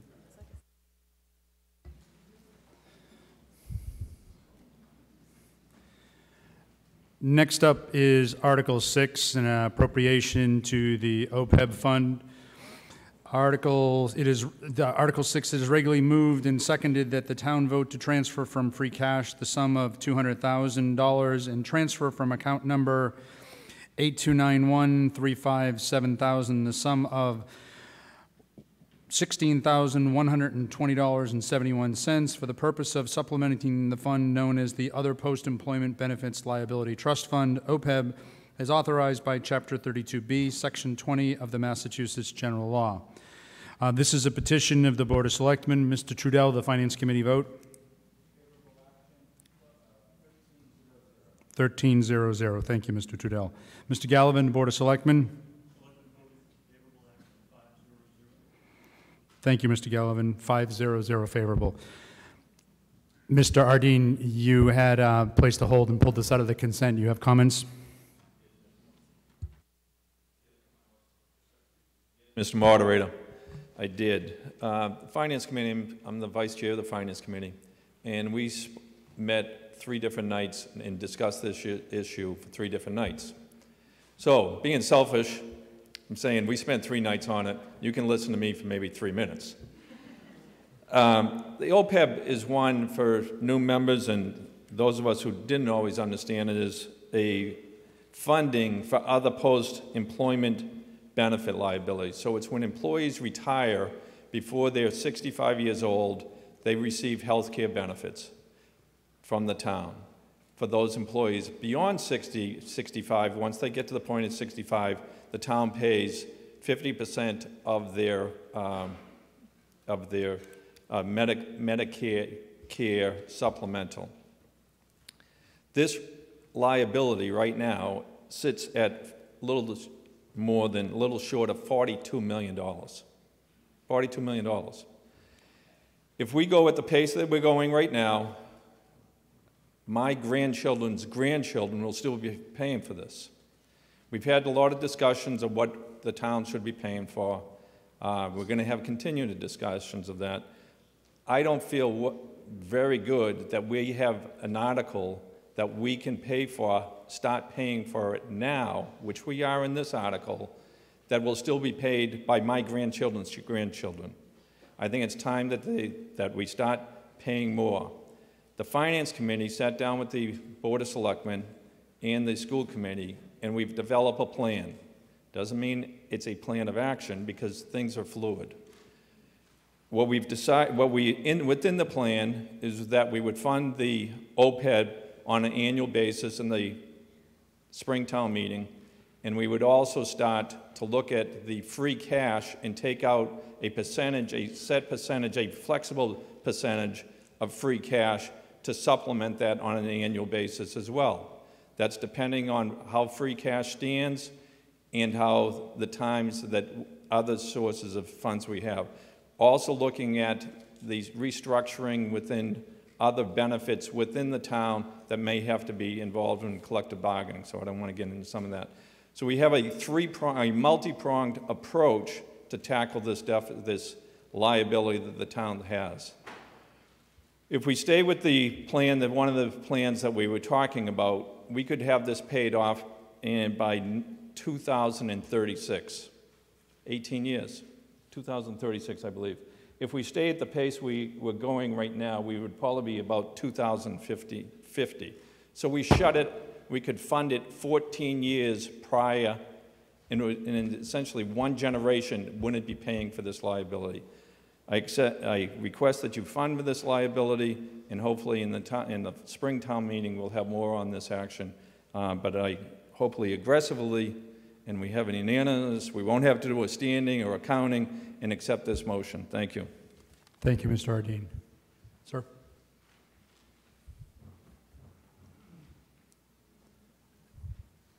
Dick Zaccaro, Precinct 3. Mr. Moderator, I'd like to address the town administrator on what he does with this money that is put aside to address the OPEB unfunded liability, and if he's aware that the Plymouth County Treasurer created an aggressive trust fund for purposes of addressing community unfunded liabilities by diversifying the assets committed to aggressive asset classes that'll help you in the long run. You won't require as much money because you're getting increased returns, just like on a pension fund. And I believe there have been some communities within Norfolk County that have opted to go into this OPEB funding that the Plymouth County Treasurer created. Thank you, Mr. Zuccaro. Mr. Johnson? Yes, I am well aware of that account, what the Plymouth County Treasurer has set up. Myself and Marilyn, our finance director, attended one of his classes about 1.5 years ago or so. And at the time, it was just getting started. Our thought on that one was, let some other towns join, let's see how it goes. She's been to a few more since then, so we are pursuing something along that line. We wanted to be comfortable with it. We just didn't want to put $1 or $2 million into an account that wasn't established. We didn't want to be the first. So there's some other towns that have been the guinea pigs, and I expect that if we don't go with the Plymouth County Treasurer, we'll go with someone along that line. But I am aware of it. Thank you. Great, because I just want to point out over the last 2 years where the equity markets and other markets have performed extremely well. The last returns I checked, the accounts were respectively up 14 to 15% annually. In the long run, that'll really help you address the unfunded liability for OPEC. Thank you. Thank you, Mr. Zuccaro.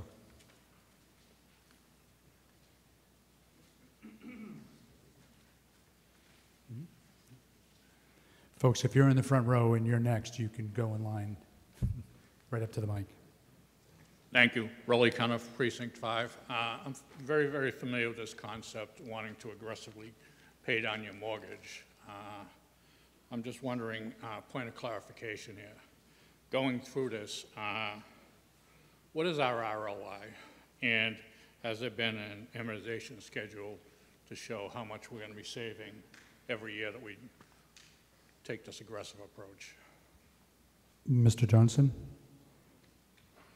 Yes, actually what I was fishing for here is our annual actuarial audit that we conduct every 2 years.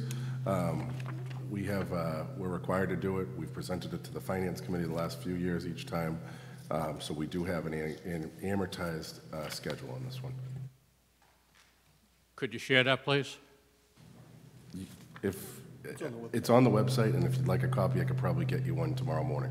I don't want to give you mine. No, I'm just asking, we've gone through the exercise, so by paying off this $216,000, we would be saving, say, $4 million in the future, something like that. Is that? No, it's actually going towards, I'm sorry, Mr. Moderator. That's okay, Mr. Johnson. It's actually going towards our long-term liability on this one. So our current liability, and I'm trying to find the page, it's just about 41 million or so. This would take our liability down. This, coupled with what's already in that account, to roughly 2 to 3 million, down to about 38 million or so. So if we continue to put funds towards that, it will be reduced. And if we offset that by changing some health insurance contributions and health insurance plans, and maybe some retirees plans, this all factors into reducing that liability. County retirement. And county retirement. Okay, I'm in support of this and moving to an aggressive posture to pay this liability down. Thank you. Thank you, Mr. Cuniff. Ms. Regusta? Thank you. When we had our joint BOS FinCom meeting, Dr. Lynch asked a question that I found very interesting what the answer was. And I can't recall the question, but it was something along the lines of, although we have this liability, once the money's funded and into the account, so let's say we even get to the $42 million, does that money sit in that account, or is it used to pay the liability? Mr. Johnson? Mr. Moderator, through you, that money sits in the account. The town can use the interest on that account, but it cannot use the account. Once, if it's still $41,683,000 in 20 years, we can't touch that $41,683,000. Right. So I think for clarification purposes, it was really edifying when we were sitting in the meeting and we learned that, because I think there's a misconception that when we fund that the liability is actually a true liability, and I think that's a misnomer. It's a liability, but once that money goes in the account, it stays there forever. It's not going to be used for anything. So I know we do want to aggressively fund it, but I think the purpose of funding it is to really satisfy a legal requirement as opposed to a real financial requirement, because what we pay every year, in addition to funding OPEB, we are actually paying an ongoing current liability, and we pay that through the Norfolk Retirement County Pension System. So again, I think I am in support of this, but I do think that this aggressive approach, I don't think it's getting the town where people think it's really going to go. Once the money's in there, it sits there, it's not going to pay any of the bills, with the exception of the interest. Thank you. Thank you, Ms. Ragusta. And Mr. Ardeen?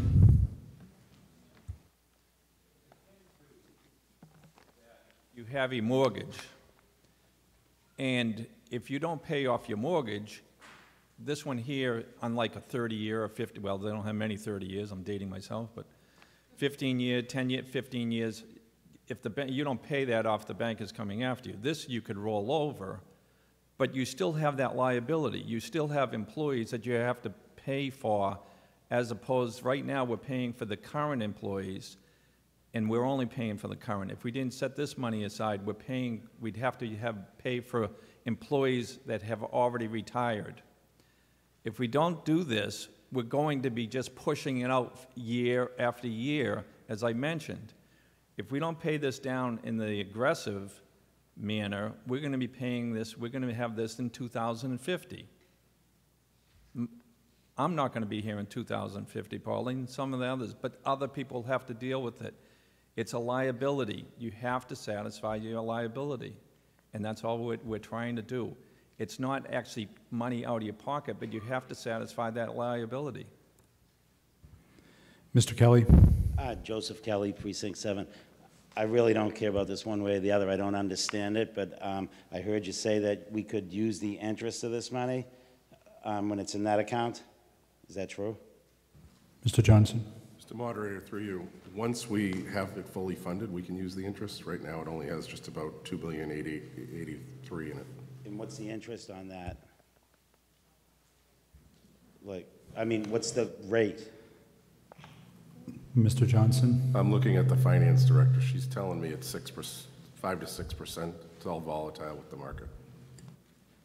I'm wondering, would we be better off using that money towards paying, are we paying a higher rate on something else? And the difference, would it make sense to pay off debt that's we're paying a higher rate? That's what I'm just getting at. If we have higher rate, if we have debt that's at a higher rate and we don't have to use this money for anything, I mean, would it be, in the long haul, would we be financially better off if we paid off more expensive debt? That's all. Thank you, Mr. Kelly. Any further questions or comments? Seeing none, this requires a simple majority vote. All those in favor, please say aye. Aye. Opposed? It is a unanimous vote.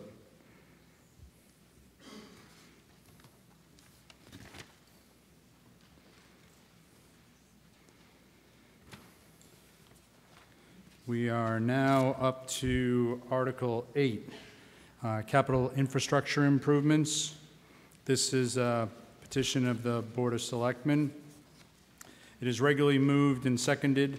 The town vote to transfer from free cash the sum of $578,500 to implement a capital improvement program to protect, improve, and/or modify the physical infrastructure, including but not limited to municipal buildings, facilities, parking lots, fields, and other properties of the town of Walpole, as listed in the fall 2018 capital budget for Article 8, under the column entitled FinCom Recom.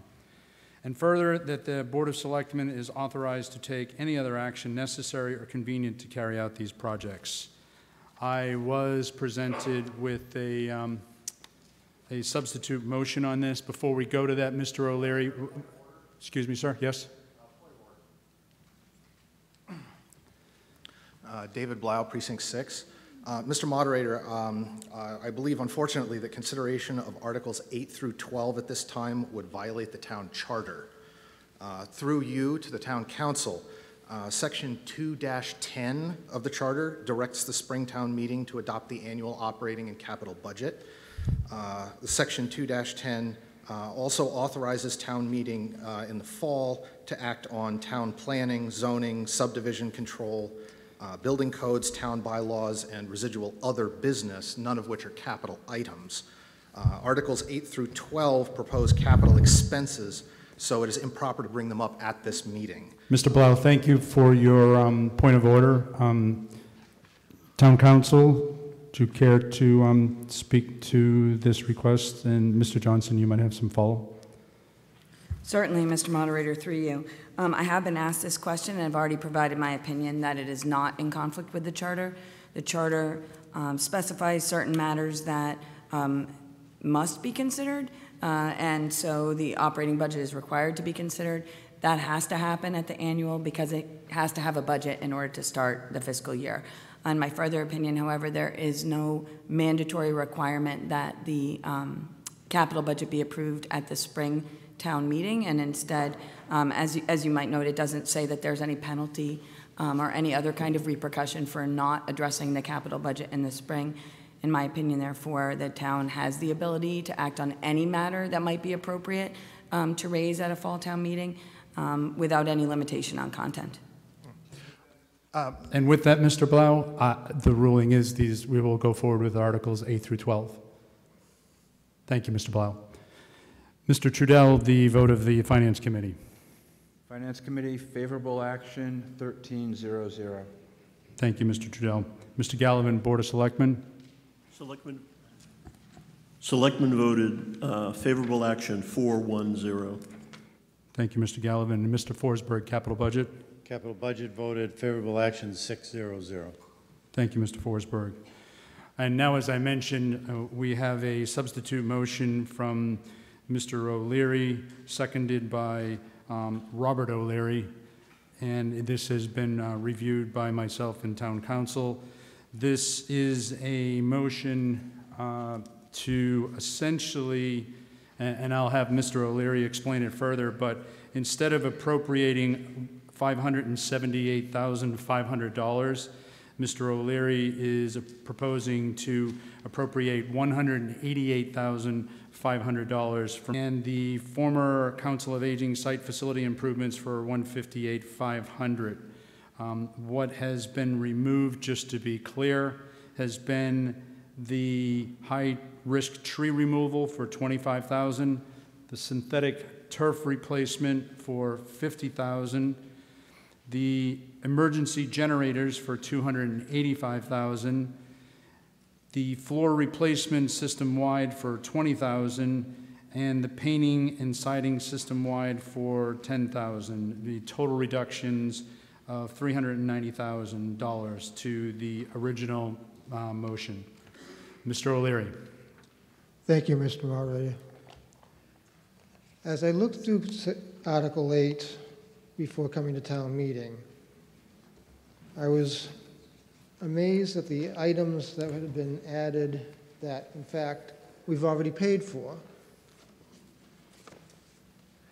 Amongst the items I removed, the high-risk tree removal, we approved that in the spring for the exact same amount.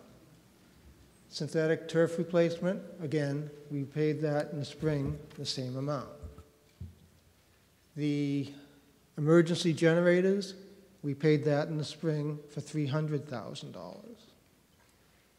The floor replacement system-wide, while it's on the Capital Budget Committee, it's not scheduled until 2020. The painting on the Capital Budget Committee was not on the list until 2024.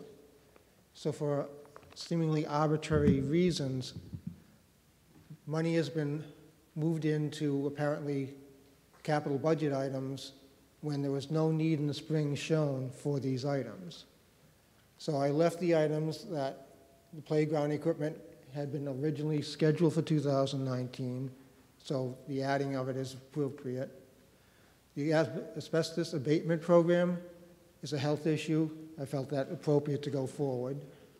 And the former COA site, now that they're getting ready to move into their new one, is it something new that actually needs to be addressed so that it could be used again for the town hall?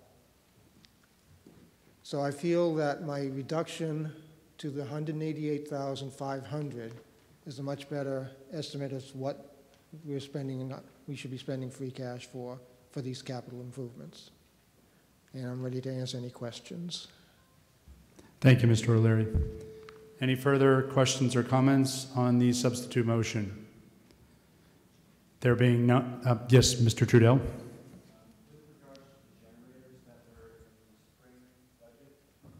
Cover one elementary school. This generator is to supply the last elementary school with a backup generator. So things like the power going out at Bird Middle School will not be a recurring situation in any of our schools if this appropriation goes through for that generator. Then why wasn't it on the list of school items as another? Mr. Trudell. Our board leaves it up to capital budget as to what they recommend to go through and what becomes a priority. They move things around based on current conditions in the buildings, current funds available, so I defer to capital budget. Mr. Forsberg. Mr. Moderator, Capital Budget Committee, if this motion, the substitute motion goes ahead, I don't think it should go ahead until we at least discuss the other articles, the other items in the article. Like you had mentioned, there was 13 requests in this article, and the Capital Budget Committee approved 8 of them, and then the substitute motion will only fund 3 of them. So could we briefly talk about the items right now? Yes, you may. Okay, so you mentioned the high-risk tree removal. This is something that we fund every year. Last year we got a grant, I think it was for $20,000, to take an inventory of all of the public trees, and it's almost like a master plan for the trees. And the Parks and Recreation Department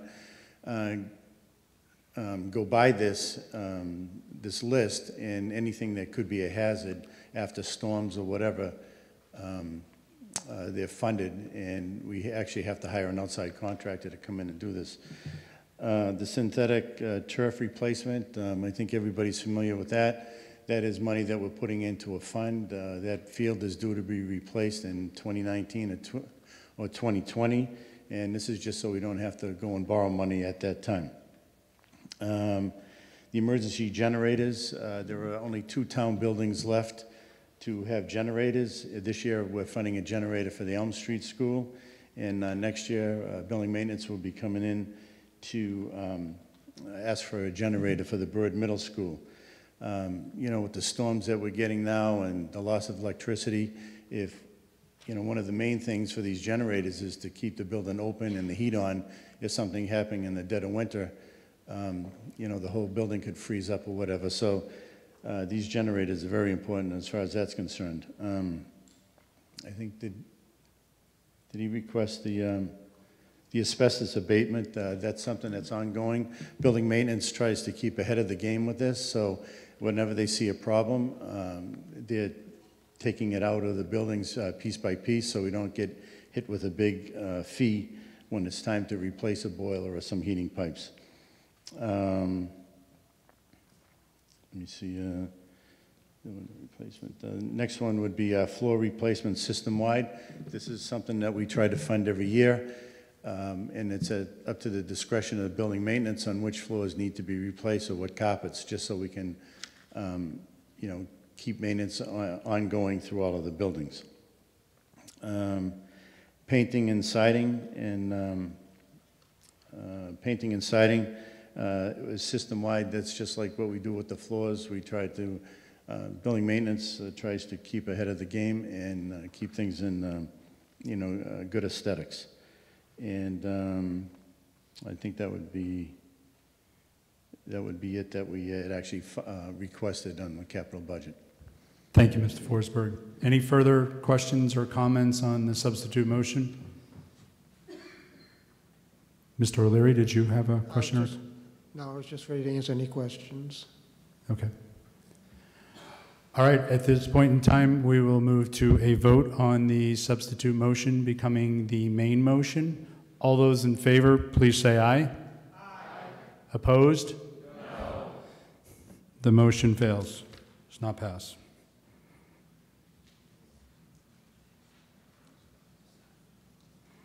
We are now back to the main motion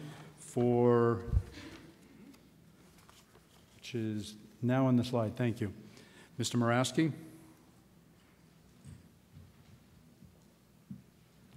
Thank you, Mr. Moderator. Moraski, Precinct 8. This main motion includes $158,500 for the former COA site facility improvements. Can someone tell town meeting what the plan is for this former site? Because I'm hearing all sorts of things, which includes the selling of a kitchen, some type of interest in a freezer, department heads interested in moving over there. So, you know, we have a determined figure here of $158,500, and I think we should know exactly what's going to happen with that money. Mr. Forsberg? Mr. Moderator, through you, the plan was to renovate that space for the building department and have, well, half of the space would be renovated so the building department could move down there because they're very cramped in the space that they're in. And then the other half would be a meeting room. It would be turned into another meeting room. And what would happen to the freezer, the kitchen, and all the equipment that is currently in that space? Mr. Johnson? Yes, I've recently been in talks with the Walpole Food Pantry to use some of that space as refrigerator space and storage space. They've created a really nice program there where they hand out some food and there's a need there. So I've made it very clear to them, since the refrigerator's there, great, but if they go down or they need to be replaced, that's on them. So that's anticipated. The Board of Selectmen seem to like that idea also. So, Mr. Moderator, through you, would this result in any domino effect in Town Hall with other departments moving, for which we will later be asked to allocate money for site improvements? Mr. Johnson? I've worked with Don Anderson and the current building commissioner on this matter. There is a plan to move a few offices around, but I don't anticipate any other funds. For example, if I were to move human resources and purchasing down to the old building office space because there's less personnel there, we wouldn't be looking to have other funds to renovate those offices too. Okay, and my last question, Mr. Moderator. We used to have something called a Building Maintenance Advisory Committee, and that committee was charged with making a tour once a year of all our buildings and our grounds, and then writing a report for the selectmen and for the finance committee, and indicating and specifying all repairs and alterations to those buildings, for which I think this article addresses. Is that permanent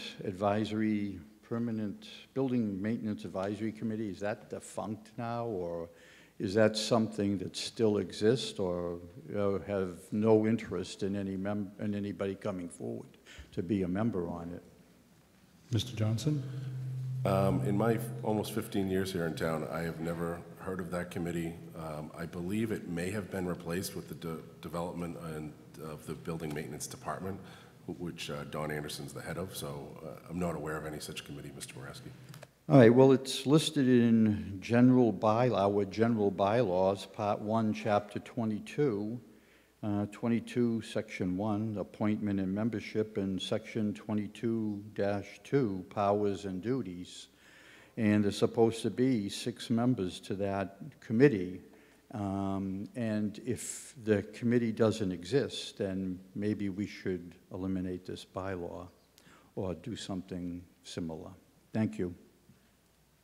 Thank you, Mr. Moraski.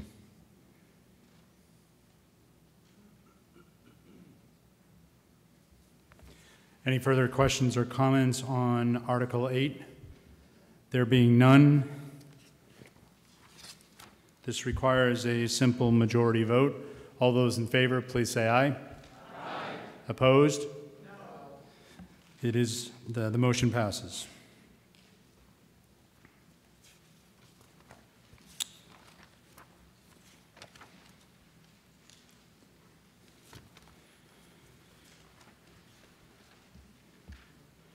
Article 9, capital equipment. This is a petition of the Board of Selectmen. It is regularly moved and seconded that the town vote to appropriate the total sum of $1,087,200 from ambulance receipts reserved for appropriation, overlay, and free cash for the purchase and equipping of capital equipment, including but not limited to vehicles, machinery, and computer network systems for the various departments of the town of Walpole, all as more specifically set forth in the fall 2018 capital budget for Article 9 under the columns entitled Funding Source and FinCom Recommendation. And further, that the Board of Selectmen is authorized to take any other action necessary or convenient to carry out these projects. We have a substitute motion for this submitted by Mr. O'Leary as well. Before we entertain that, Mr. Trudell, the Finance Committee vote. Favorable action, 13-0-0. Thank you, Mr. Trudell. Mr. Gallivan, Board of Selectmen. Selectmen voted favorable action 4-1-0. Mr. Forsberg, Capital Budget. Capital Budget voted favorable action 6-0-0. Thank you, Mr. Forsberg. Mr. O'Leary. Mr. O'Leary's substitute motion as he works down is to replace mark down the $1,087,200 to $405,000, of which $285,000 would be from free cash. I believe you can see it up on the screen here. $95,000 from the ambulance fund and $25,000 from the overlay fund.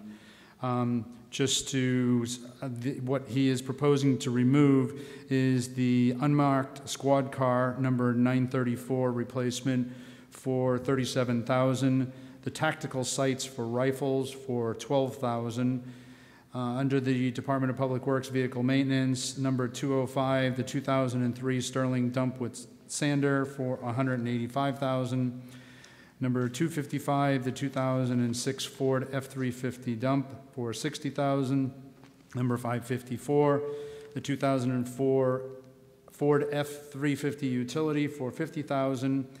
Also under the Parks Department, an aerial tree truck for $220,000, a replacement mower collection system for $18,200. Under the School Department, Chromebooks for $45,000, a transport minibus for $55,000, through a total reduction of $682,200. I'm not going to go through what that leaves. I'm just going to go through the what it excludes. I'll leave that to Mr. O'Leary, your comments at this time, though. Thank you.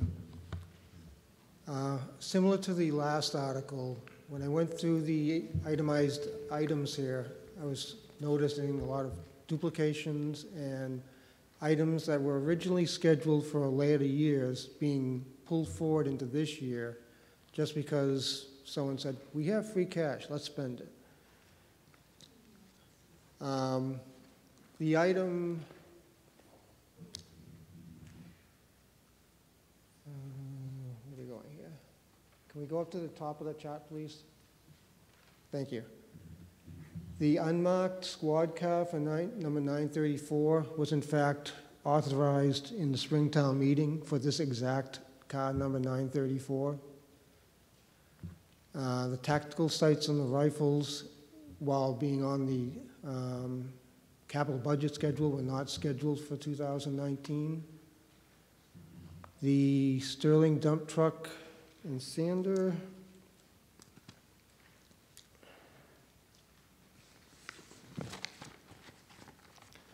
were not scheduled until 2020, as were the two dump trucks and the utility truck, 2020. The new tree truck wasn't even on the capital budget until this town meeting. And I have questions as to if we buy the truck, do we have anyone trained to use this truck? The minibus, again, was not on the capital budget committee until this fall meeting. Let's see. The mower was on the capital budget for the year 2020. Again, just pulled forward because, hey, we have money. So I've left the items that were needed or had been scheduled for 2019 or were of safety issues, such as the stairwell cameras. Thank you. Thank you, Mr. O'Leary. Any further questions or comments?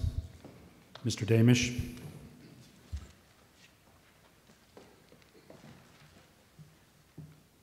Damish, Precinct 7, through you, Mr. Moderator. Why have these items been brought forward? Mr. Forsberg?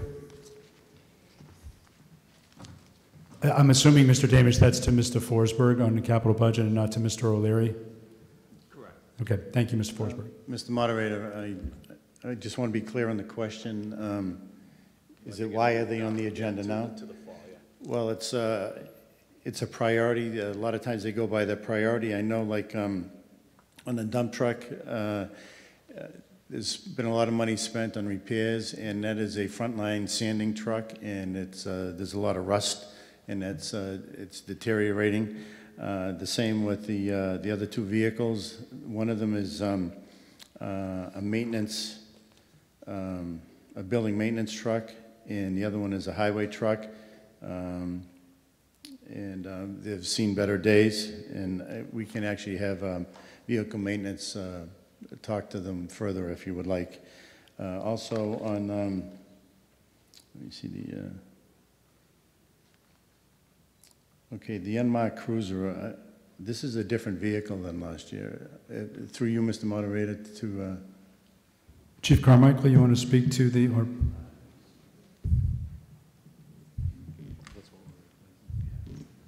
Okay, Mr. Moderator, I was just told that this is a misprint. It's 935 is the vehicle and not 934 that is due to be replaced. And I know the tactical sights for the rifles, I'm not really a gun person, but what was explained to us, these sights will have a wider angle, so if there is an emergency or a situation, that instead of the sights that they have on the rifles now, they pinpoint something and that's all they can really see is the target, but these other sights will broaden their view, and it makes a more safer environment. What else? Okay, so I was trying to write down real quick which else was a dump truck. The aerial tree truck. This is something that's actually been requested in a number of years, but it's never moved forward. And with all of the storms and the trees down and the fees that we have to pay for outside contractors to come in, town administration thought it would be time that we bought the aerial truck. And yes, we do have a licensed registered arborist that works for the town that's on the payroll. So this would be put to good work for him. The replacement mower and the collection system. This here is to replace, I can't remember, what year was it? John Deere. Yeah, what year was it? John Deere collection. What year was it? How old is it? Okay. This is to replace a 1989 John Deere tractor, and it's a collection system which would pick up leaves and stuff, and it would be much more efficient and do the job faster. Mr. O'Leary, what else did you have down there? Minibus and Chromebooks. Okay. Well, as far as the Chromebooks, I could defer to the school on this, but this, if we had funded the full $125,000, that would have really got us up to date with all of the schools. And this is really for the, I think it's the middle schools, or maybe the... Mr. Buckley? Through you, Mr. Moderator. Yes, in the Chromebooks, we currently have a 1-to-1 ratio down to 7th grade, and there's an unequal amount in our elementary school, level 6 and beyond. The body, through you, Mr. Moderator, for the edification of the body, all of our standardized testings are done on computers now. There's no more paper tests, so for large chunks of the spring, many of them are tied up as well with students, so this allows for a greater equalization among buildings and for the grades 6, 5, 4. So, and actually on the Chromebooks, the original request was $125,000, but town administration had recommended $95,000. But then when the school department came in for their session, their interview with us, they had decided that they would rather take $50,000 out of that $95,000 and put that towards the security cameras in the schools. So what we actually approved was $45,000 for the Chromebooks, which correct. We're all agreeable on that. Through Mr. Moderator, that also came about to the petitioner's point through our Safe School initiative over the last few months. There was a lot of discussion about the need for additional safety, especially in the hallways and stairwells of this building and some of our middle schools. So that was, we felt we should reallocate funds that way. Okay, and then the minibus, this would help a lot of transportation for the sports teams, the smaller numbered sports teams. And I forget the numbers that it would save us per year, but these, when we hire the bus company to go out, we have to pay a minimum, and we have to pay for the driver while they're waiting there, while the teams are playing. And a lot of times what's happening is they're doubling up the buses for sometimes 2 towns or whatever, and kids are stranded at the fields for a while. So in buying this bus, they can save quite a bit of money off of their budget. Mr. Buckley, you have something to add to that? Yes, through you, Mr. Moderator. It's important to note that Walpole does have a very strong and good relationship with Conley Bus Company, but it is a single bid in our transportation budget, and for athletic transportation of the $90,000, we anticipate a savings of approximately $22,000 a year. And it should be noted that this bus is on a GM chassis, so it doesn't require a 7D or CDL license, and a teacher can drive it, say, to a during the day field trip in district, and we anticipate being able to put it into our wider special ed van program as well that we use. We have a number of larger vans that could also be used on the weekends and potentially save a good deal more money as well. Thank you. Mr. Damish, any further questions? Yes, sir, through you, Mr. Moderator. So my understanding is we, excuse me, we normally would have appropriated this money next May, so we moved it up 6 months. Are we buying these replacement vehicles now, or are we going to wait till after next May? I guess what I'm getting at is, have they actually already outlived their lifespan, or are we buying these replacement vehicles prematurely? Mr. Johnson? Yes. What we are doing is ordering these vehicles. These vehicles are taking an extremely long amount of time to order. I just learned from the fire chief just this afternoon that the ladder truck that we expected in January, in the beginning of January, is now pushed out towards the end of March. The steel tariffs that have been recently enforced at the federal level are really trickling it down to the local level and the local vendors, and the costs are going through the roof, and the wait time is much, much longer than we've ever experienced here in town. By going out now, getting this authorization, it allows us to get a head start on not only the ordering of these vehicles, because they're no longer sitting on the lots, it also allows us to set up the vendors for paving and for building maintenance to just get a head start on the construction season. Okay, thank you. Thank you, Mr. Damish. Any further questions or comments on the substitute motion? There being none, this motion is to make the substitute motion the main motion and requires a simple majority. All those in favor, please say aye. Aye. Opposed? No. The noes have it.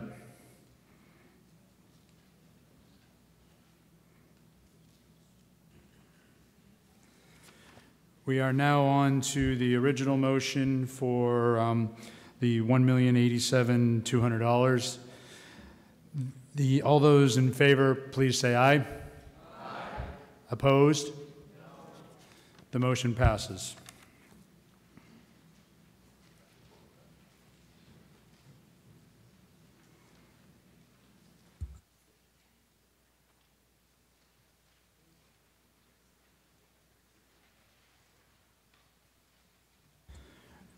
Article 10, this is a petition of the Board of Selectmen.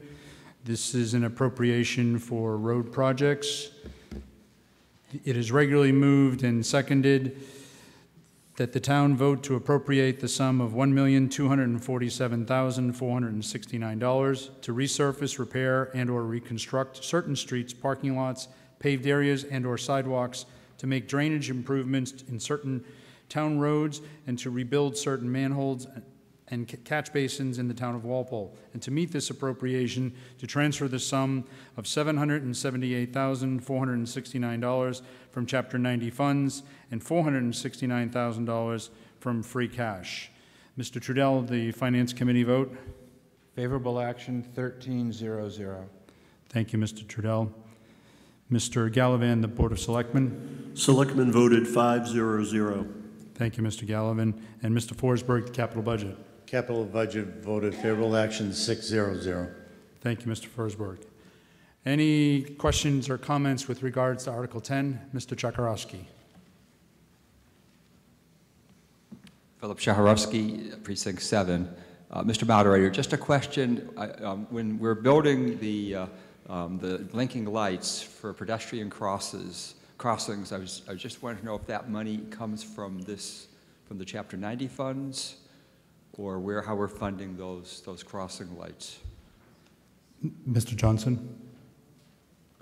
If I recall correctly, the last few appropriations we've had through the solar panels, those blinking ones near the CVS Plaza there, that was funded through free cash, so it's been kind of a combination. The selectmen have also been having a few of the projects that I can think of off the top of my head include that as part of their project. Specifically, the one that comes to mind is on West Street that's going up.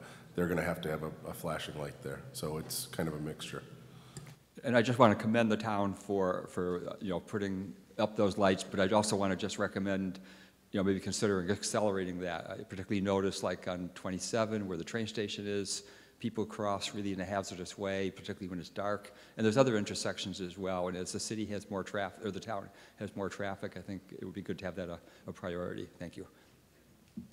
Thank you, Mr. Czachorowski. Any further questions or comments? There being none, this motion requires a simple majority vote. All those in favor, please say aye. Aye. Opposed? It is a vote. The motion passes.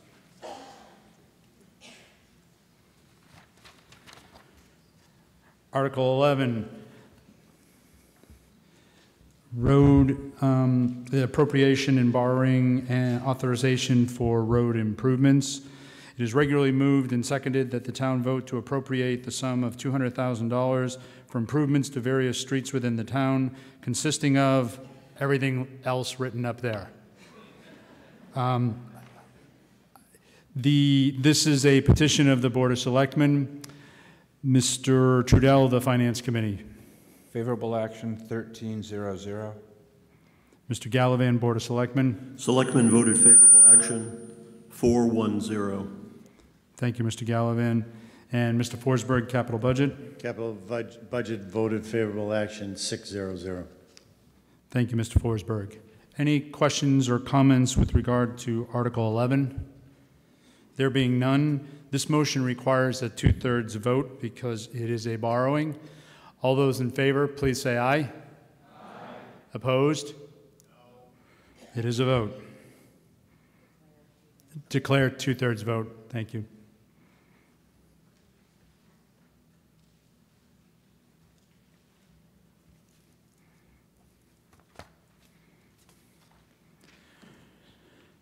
Article 12, this is a petition of the Sewer and Water Commissioners.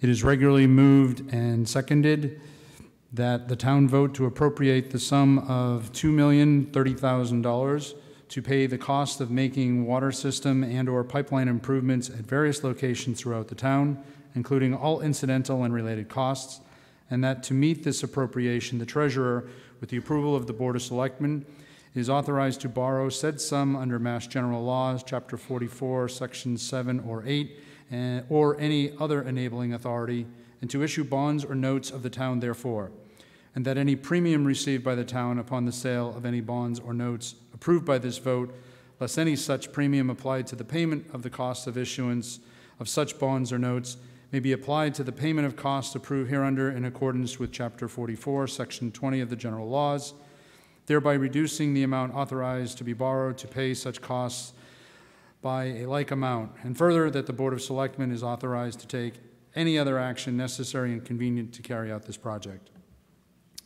Mr. Trudell of the Finance Committee vote? Favorable action, 12-0-0. Thank you, Mr. Trudell. Mr. Gallivan, the Board of Selectmen. Selectmen voted favorable action, 5-0-0. Thank you, Mr. Gallivan. Mr. Forsberg, Capital Budget. Capital Budget voted favorable action, 6-0-0. Thank you, Mr. Forsberg. And Mr. Abbott, Sewer and Water. Sewer and Water voted 5-0-0 in favor. Thank you, Mr. Abbott. Mr. Pila. Richard Pila, Precinct 7. This is just a question. What is the overall condition of the water and sewer infrastructure in town? I mean, this $2.3 million, $2 million, that would cover what percentage of the overall system? Mr. Abbott.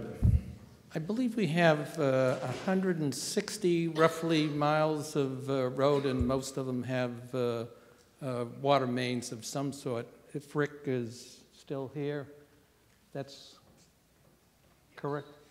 Rick is saying yes, that's correct. And certainly all the newer streets have the ductile iron, cement line ductile iron pipes in it. These are all old streets, and it's a continuation of the last few years that you've seen. We've been replacing old 6-inch unlined cast iron pipes to address quality and some pressure issues. We have a couple more streets that have to be addressed in subsequent years. But we're getting close to the end of addressing all the old unlined cast iron mains. Thank you, Mr. Abbott. Mr. Pila, you all set? Thank you, Mr. Pila. Any further questions or comments with regards to Article 12? Mr. O'Leary. John O'Leary, Precinct 3. Thank you, Mr. Moderator. Through you, just a further clarification. The handouts mentioned 3 particular roads. Were those, in fact, the roads? It isn't in the article as written. Baker Street, Old Post Road, and Common Street. Mr. Abbott. I'm not sure I understood the question. Generally, we don't list the actual streets, but the intent is what was in the handout, Baker Street, part of Old Post Road, and Common Street. And the part on Common Street is the part up near Morningside Drive, the close-ups to Route 1. And as a further question, there's a mention of connecting 2 dead-end sections. I was just curious what part of town that was in. Mr. Abbott. I believe they were in that same general vicinity. Is that correct, Rick? Yes. Thank you. Thank you, Mr. O'Leary. Any further questions or comments with regards to Article 12? There being none, this motion requires a 2/3 vote, as it is a borrowing. All those in favor, please say aye. Aye. All those opposed, please say no. I declare a 2/3 vote. The article passes.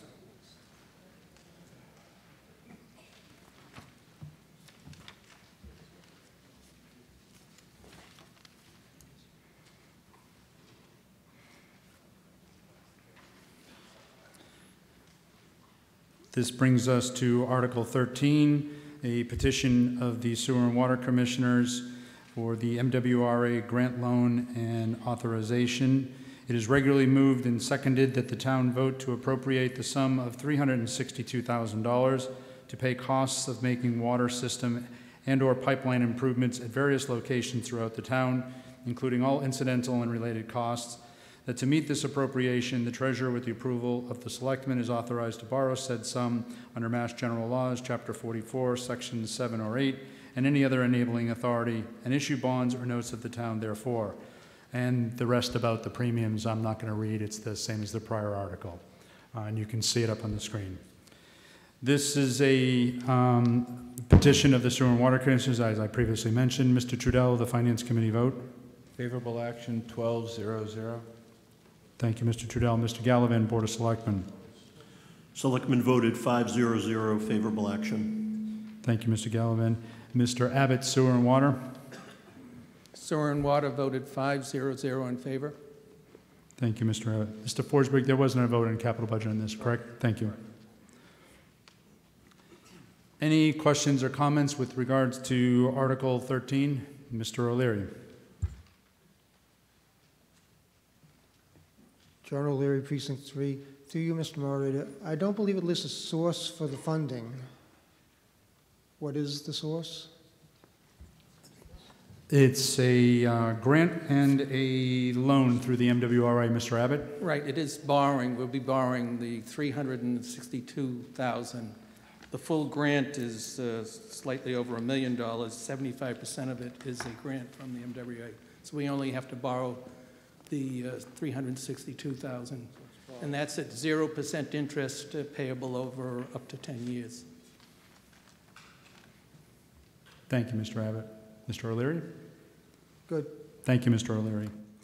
Any further questions or comments with regard to Article 13?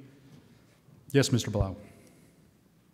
David Blau, Precinct 6. The text of Article 13 that's up on the screen there is not the same text that matches Article 13 in the warrant that I received. That is, what you have in the warrant is the article. This is the motion. The motion is will stipulate the specific cost. The article is usually more generally written, and the motion is the more specific underneath it. I don't know, Town Council, if you have something more eloquent to say than what I just stated. I'm sorry. Mr. Moderator, correct. The article is more general and this is more specific. It allows a borrowing under Chapter 44, Section 7 or 8 or any other general law, and there is no restriction on the town's ability to accept the grant and expend it. Okay, I just, then my comment is just that I haven't had any time to consider the more specific language. Thank you, Mr. Blau.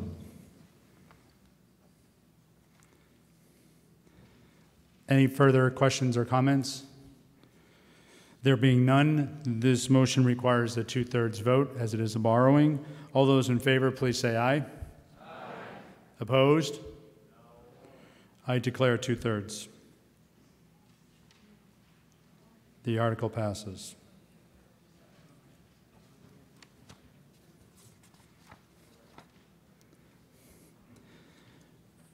Article 14.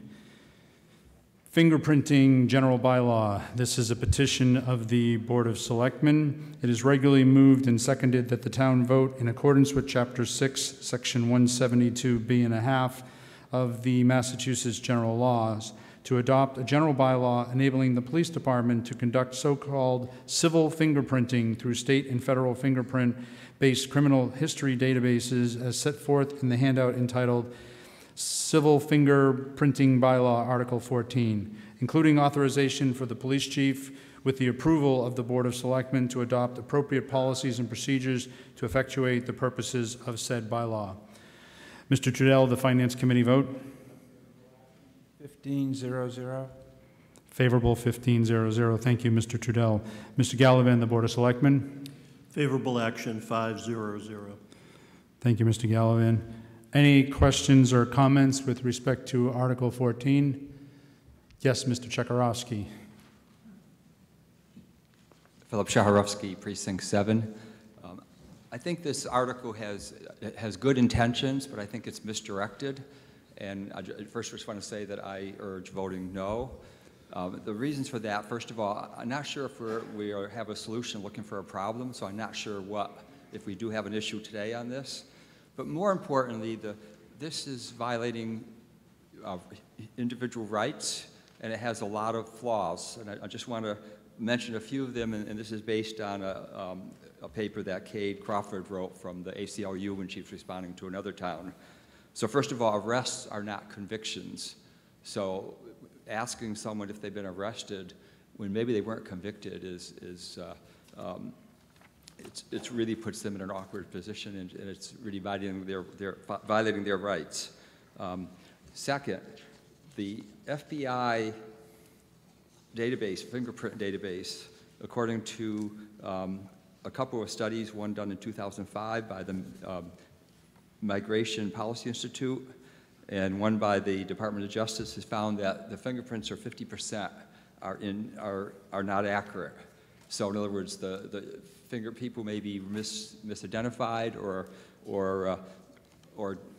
identified as someone having being in the database. Next, once this data gets into the federal FBI databases, it's very difficult to control where it goes, and again, it's really violating the rights, the privacy rights of people for just applying for a license or wanting to do their job. So we're really impacting people's right to do a job. And then lastly, it's putting an unfair burden. You know, why do we want to do this? Have this burden on our police department?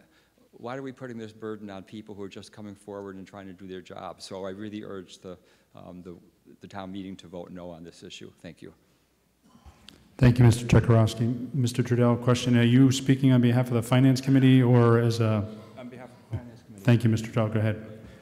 The way this article was presented, the current practice is when certain people come in to apply for licenses, the police department has to do a background check, and basically what they have is your name and your address.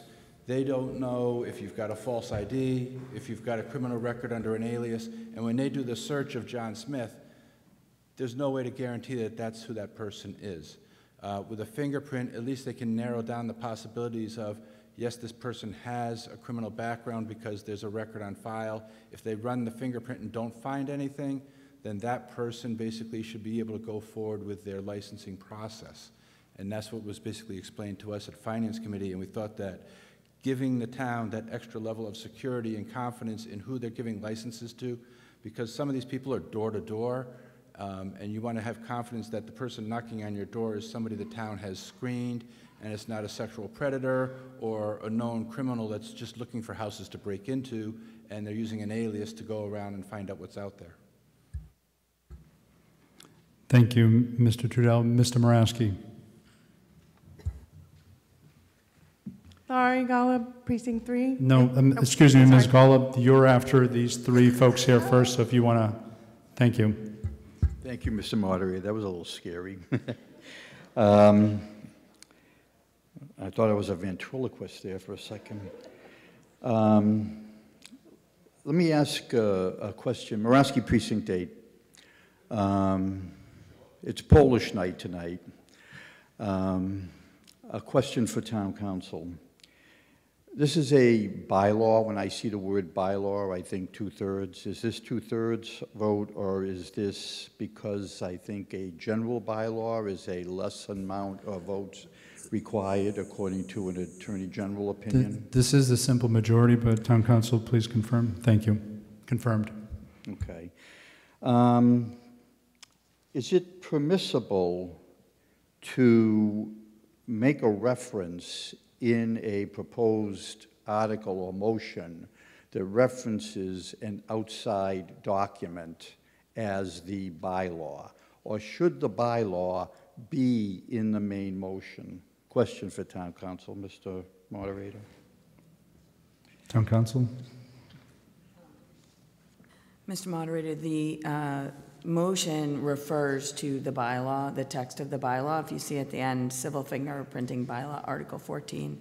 So that document is actually what is being voted on tonight.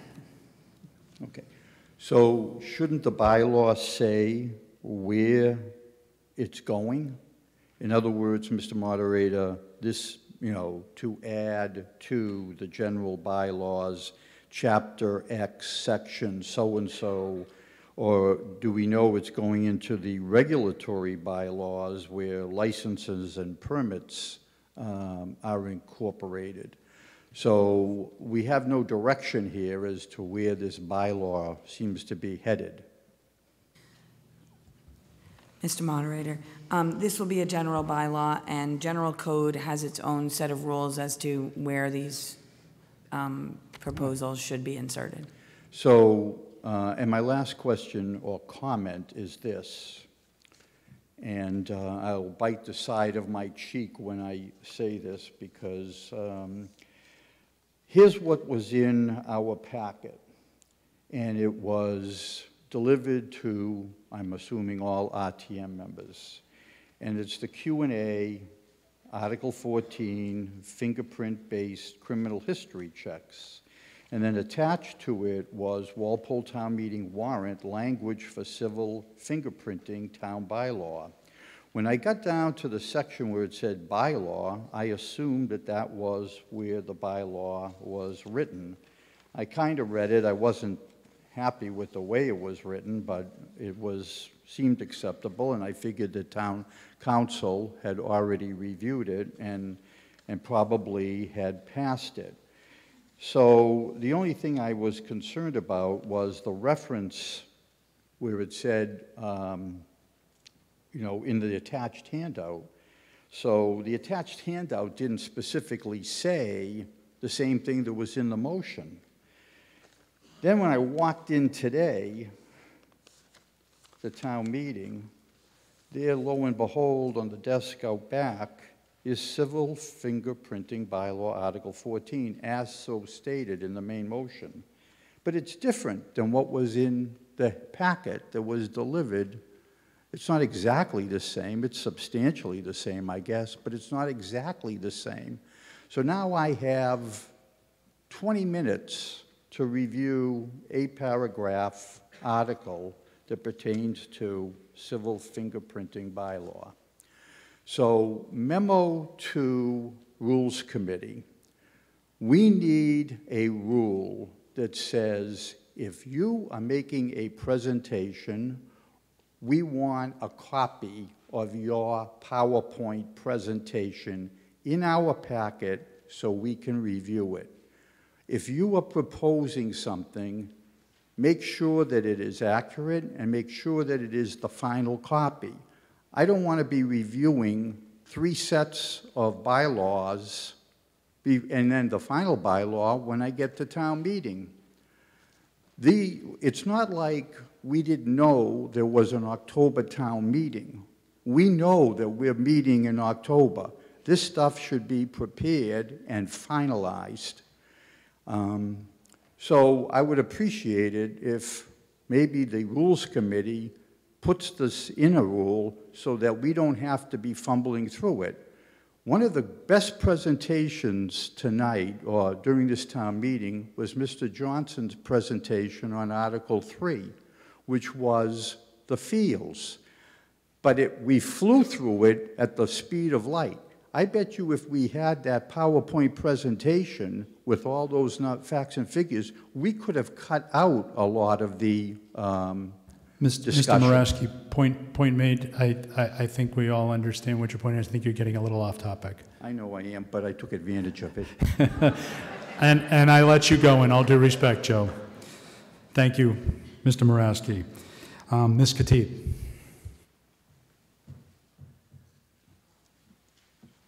Sarah Khatib, Precinct 8.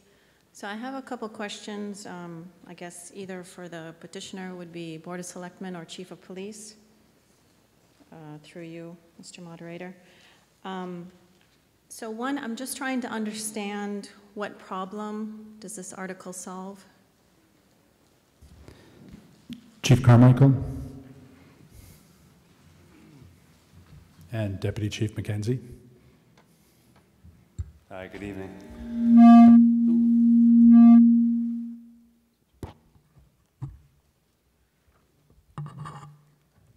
So I guess the big issue is, as the Chief of Police, I am tasked with the backgrounds that we do here in the town of Walpole. And you know, if you look at like our soliciting bylaw, for example, the chief is supposed to protect the community from disruption, fraud, and crime when we're doing the licensing processes. And the way that we currently do it, we're not going into these backgrounds as we should. And where we run into problems with this is when, and I'll just use as an example, door-to-door salesmen.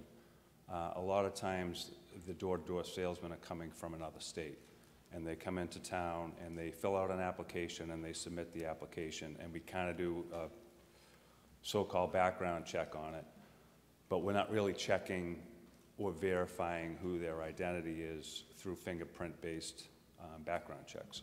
So essentially, they can come in and they can say that whoever they want to be, really, you know. It's very easy for people to assume an identity, but it's not very easy. Actually, it's impossible to assume fingerprints because those don't change. So when they come in and the person tells us that they're so-and-so, and we enter that information into the database, which, you know, goes into the state database and then into the FBI database, that will give us, if there's a hit on it, it will give us a rap sheet, and it will tell us whether there is a criminal history. When we do the fingerprints, it will also tell us an alias. So if there's a lot of times when, you know, criminals will use alias names, and as they've been arrested over the years, those aliases will be in the rap sheet as well. So what it's doing is just giving us the ability to do the background check to see if they do have a criminal history, and verify their identity through the use of fingerprints if they do. And then that we can provide the information that's relative to licensing, and that would be, you know, whether or not they're suitable to do door-to-door sales, and that type of thing. You know, currently, you know, in the past, we've had door-to-door solicitors come into town, and they don't tell us, and they basically just start going door-to-door. And we don't know about it until all the residents in the neighborhood start calling us. And then we get down and check them out, find out they're not registered. We find out that they're from out of state. We start to run them through, you know, based on the stop, and we find out there's a lot of criminal histories involved. They have warrants. Sometimes they'll give us fake identities. We've had times when they're in town and we have house breaks. We've arrested them for house breaks. So all we're trying to do is make sure that for the community, we're vetting the people out. We're making sure that they're suitable to have the license, and that's it. I mean, it's basic. So it sounds like it's twofold. You want to identify the person more conclusively, and then to check their background. So as a hypothetical, let's say someone came to you with an ID and it was a legit ID. Let's say it was an out-of-state ID. Do you not have the capacity to check, like run a criminal background check on, if it wasn't a fake ID, if it was a real ID, do you have the ability to sufficiently check that person? Well, we could, but the difference is if you run my driver's license through the Mass Registry, my picture's going to pop up. My name, my address, my date of birth, my picture's going to pop up. When we do an out-of-state license, if they come in from Chicago, Illinois, for example, and they give us a driver's license, or they write down an application what their name and date of birth is, we can enter that into the database to check Illinois, but we can't see it. There's no picture, and you know, there's no real way for us to verify that person is who they say they are. And for the vast majority of the time, that doesn't matter. Like, I mean, most people are doing the right thing and they're legitimate. We're trying to make sure that we're protecting the town from the criminal element, the people who will assume a different identity, who know that they have the criminal history, that are trying to hide that fact, and that may be in the town for purposes other than just going door to door. Okay, so to get one of these licenses today, do they need to show like a photo ID, like a state ID? Is that one of the requirements? Well, it depends on what it is. So like you know, the Board of Selectmen they do some licensing. The police department, we do like the door-to-door sales. we do ice cream trucks, we do firearms, backgrounds, you know, that sort of thing, so, yeah. I think your question is whether or not, if we have what looks like a valid ID and we run it and it shows to be valid, is that sufficient? And the answer is no, because people can get a legitimate out-of-state ID using different methods of stolen identity, and to us it looks real. It comes back as real, but they may not be who they say they are. So the answer would be no, we can't sufficiently run that. Okay, so that's another question. So do you have a lot of cases of fake ID or stolen identities trying to sell encyclopedias door to door, or? We would never know until. Yeah, we wouldn't know until we check it. Okay. And then just a point based on what you had said, you said sometimes you find that people are going door to door and they haven't actually applied for the proper license. I think requiring fingerprints is not going to solve that problem. No, they should have applied for the appropriate license, and then you could do your background check, Yeah. and that would.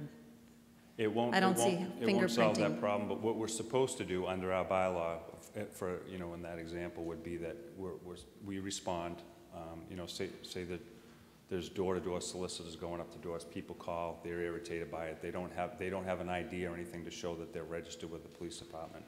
We'll go out there, by the bylaw, we're supposed to inform them that, you know, we have a bylaw that you're required to register with the police department.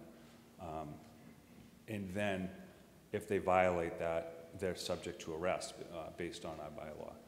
And we've done that, because what we find when we go out to deal with some of these people is that they do have long criminal histories. A lot of times we have warrant hits, and part of the arrest is trying to make sure that we don't find after they already left that we had crimes committed. Okay. And that's happened. It's happened plenty of times in Walpole. So on this point then, if somebody were to apply for something, they give you the fingerprint, and you find that there's an outstanding warrant, you will go and arrest that person?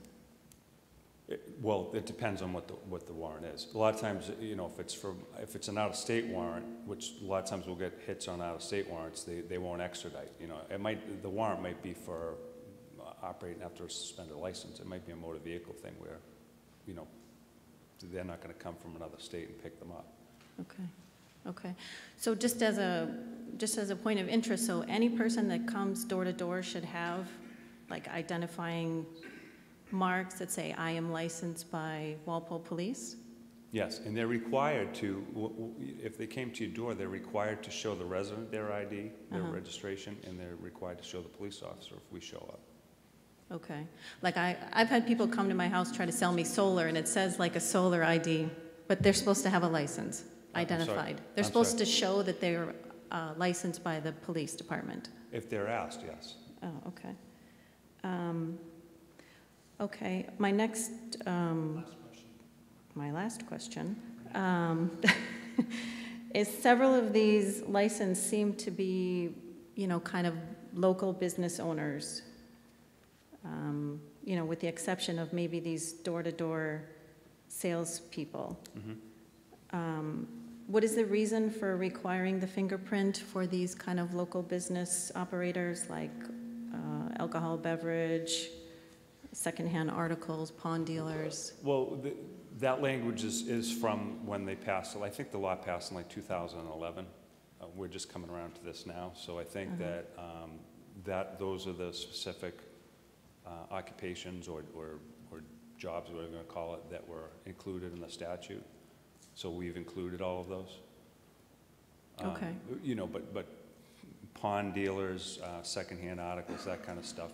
The reason why you want to check that is for the same reason. We want to make sure that we vet them out, that they are who they say they are, and that we don't deal with issues of having a history of receiving stolen property and, you know, larceny and theft and that type of stuff, that now they're using this business maybe most of the time legitimately, but they're also accepting stolen goods and that kind of things. You know, when we have house breaks in Walpole, the first thing we do is we go start hitting the pawn shops, because that's where it ends up.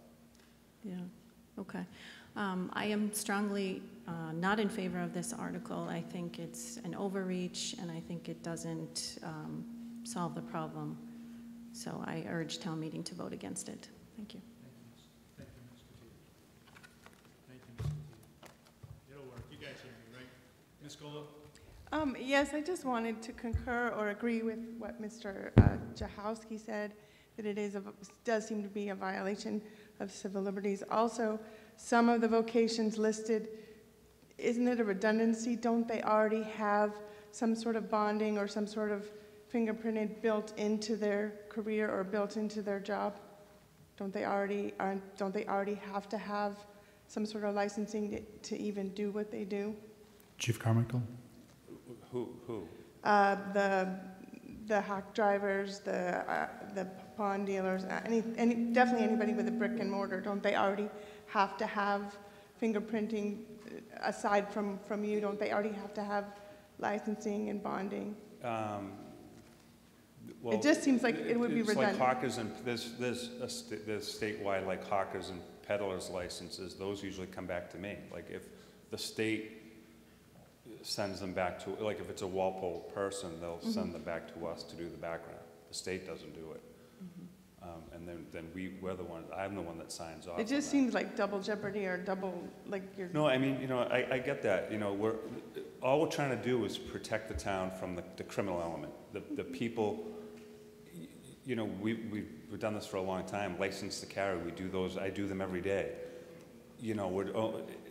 Most 99% of the time, there's no problem. We're trying to protect the town from the people that are going to come in from other places that have past criminal histories, that might be continuing to do their criminal activity here in Walpole. And we're just trying to make sure that we're vetting the people out right. You're giving me the responsibility to protect you. I'm asking you to give me the ability to do it right. Okay, fair enough. Thank you, Ms. Grace? I think that's... Audrey Grace, Precinct 6. Just a few questions. When you use the language hawking, peddling, and other door-to-door salespeople, are you referring to what our town bylaws already refer to as solicitors or canvassers, or is that something different? Door-to-door sales and it's another word term for it, yeah. And so why isn't the term solicitors and canvassing, as already defined in our bylaws, used in this bylaw? It has to do with profit, I believe. Excuse me? I'm sorry? If you're going door to door for a nonprofit, you don't need to get a background check through the local police. So you're asking people who go door to door for any purpose, say I'm leaving political ads in someone's door frame, I would have to get a license and fingerprinting?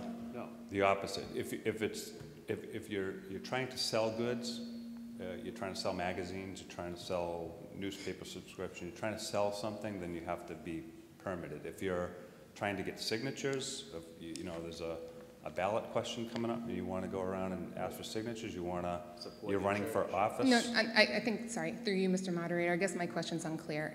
The Walpole Town bylaws already define soliciting and canvassing and who's required under those to get a license, right? And those are people, as I read the bylaw, in order to get profit. So how is this different than that? It's adding the ability to do the background, to do the vetting process. Right, so you're actually, the term should be solicitors and canvassers, and you're just adding the element of the fingerprinting, right? You're basically amending our bylaws already and adding the fingerprinting for that population? I'm not sure I understand the question.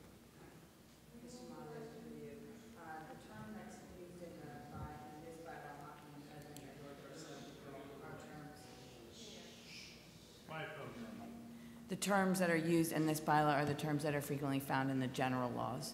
So that's why those terms are used, but certainly, it could be revised to say, and solicitors and canvassers as set forth in the bylaw.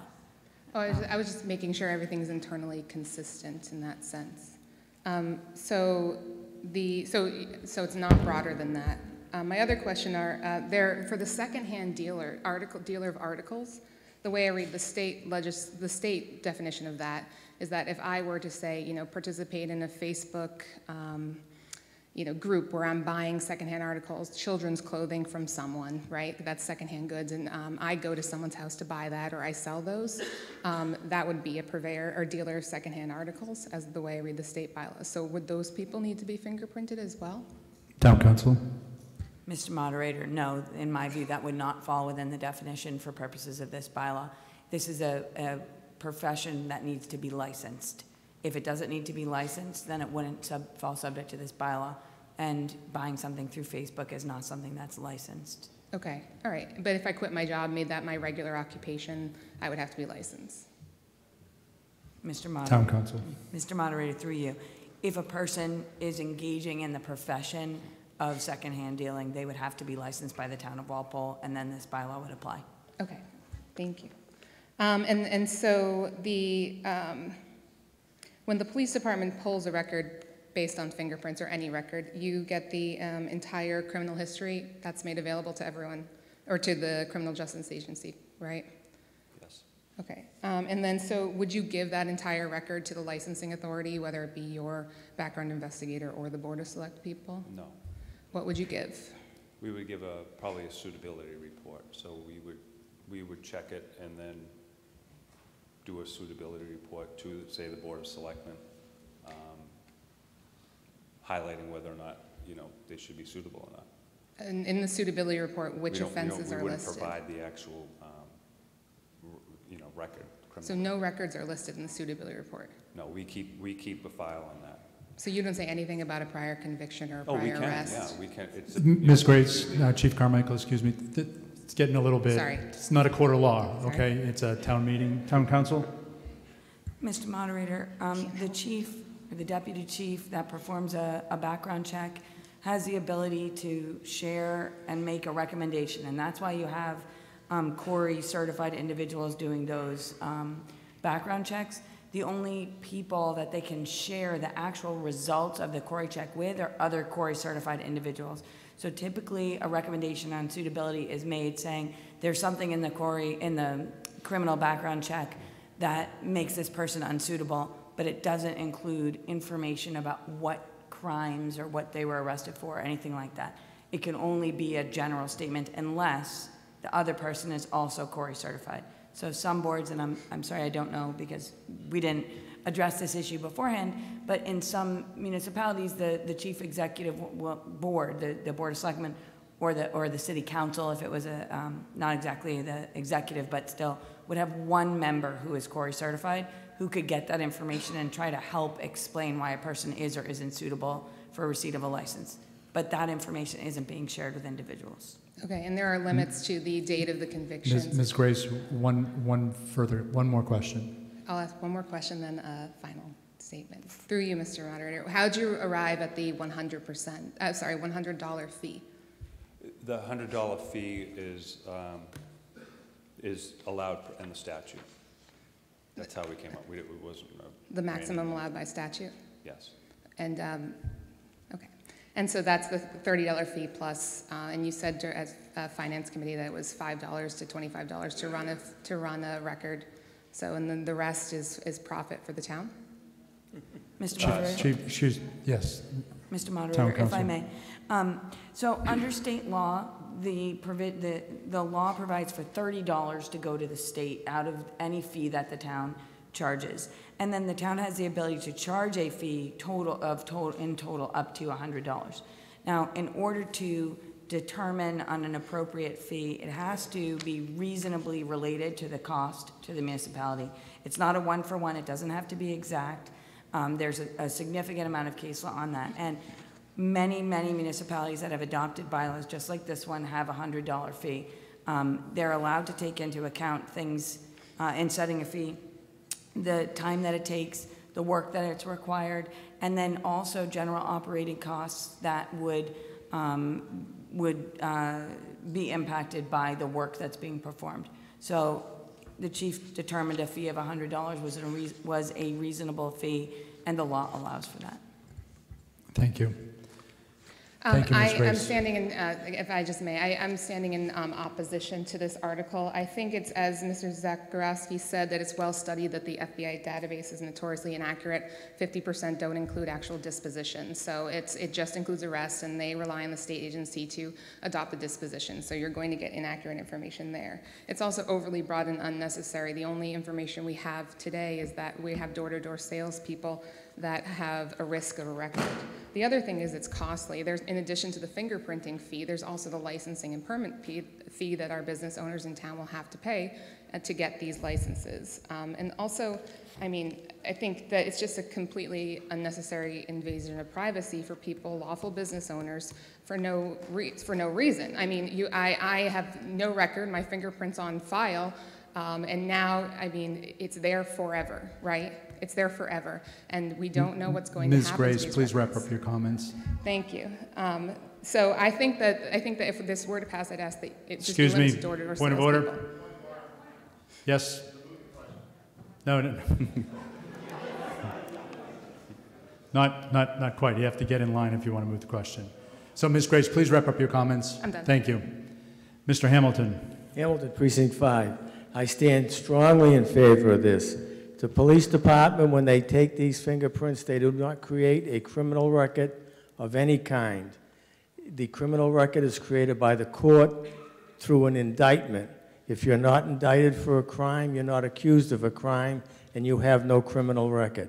So they're just checking the records that they have. There's all kinds of records that are out there that the fingerprints can verify a person with. If you drove a taxi in Boston, you've got fingerprint records. Anything like that, if you've been in the military, you've got a fingerprint record.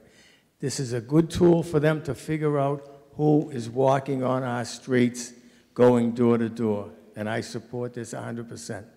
Thank you, Mr. Hamilton. Mr. Hassenjaeger. Yeah, Hassenjaeger, Precinct 1.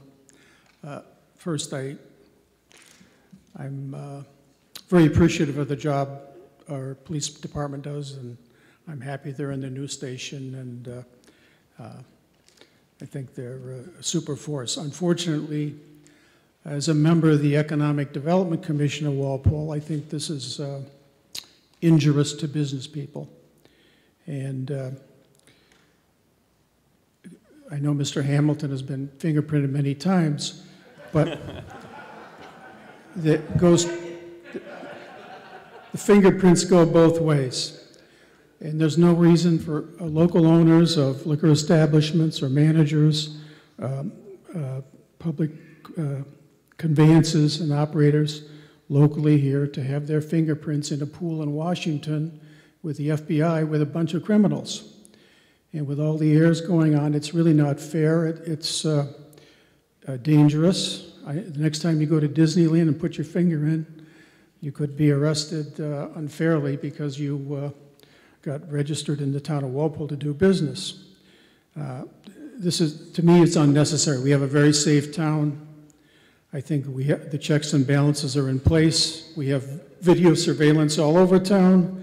And my Boy Scout troop did sell ice cream, and I know we wouldn't fingerprint the scouts.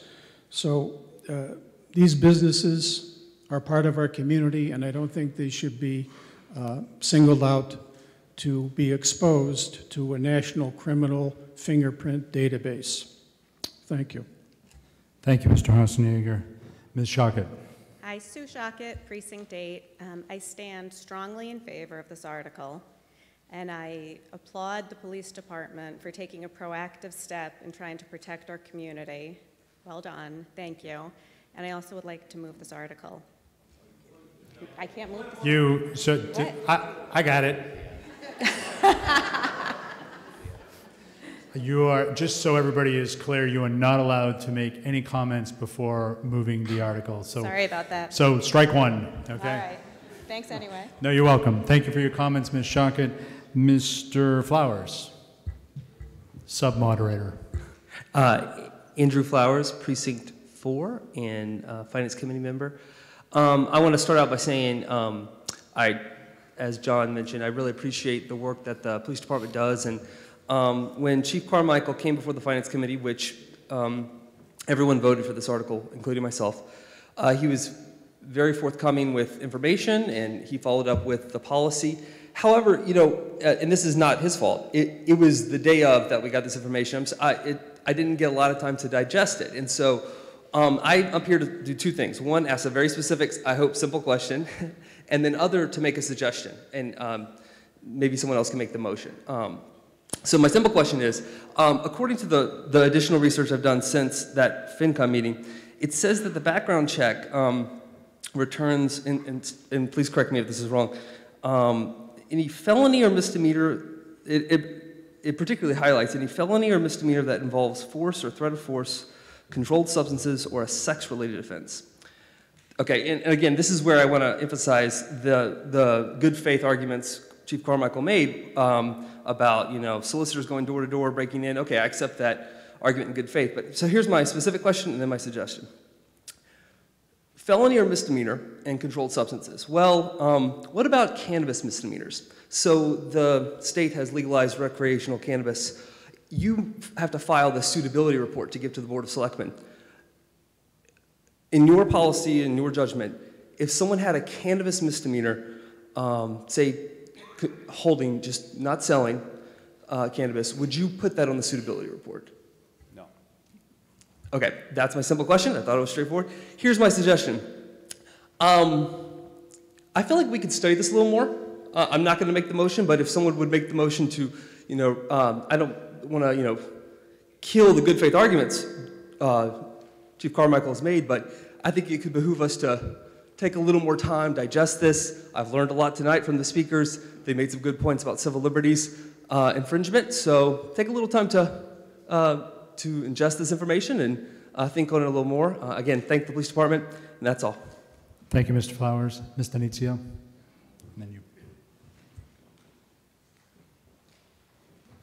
Hi, just a quick question and a comment. Carrie Denizio, Precinct 4. Through you, Mr. Moderator. Chief Carmichael, does the definition of hackney driver include Lyft and Uber drivers? No. Hackney is basically a taxi cabs, which we don't, I don't think we even have any. What's that? What's that? Excuse me, Town Council?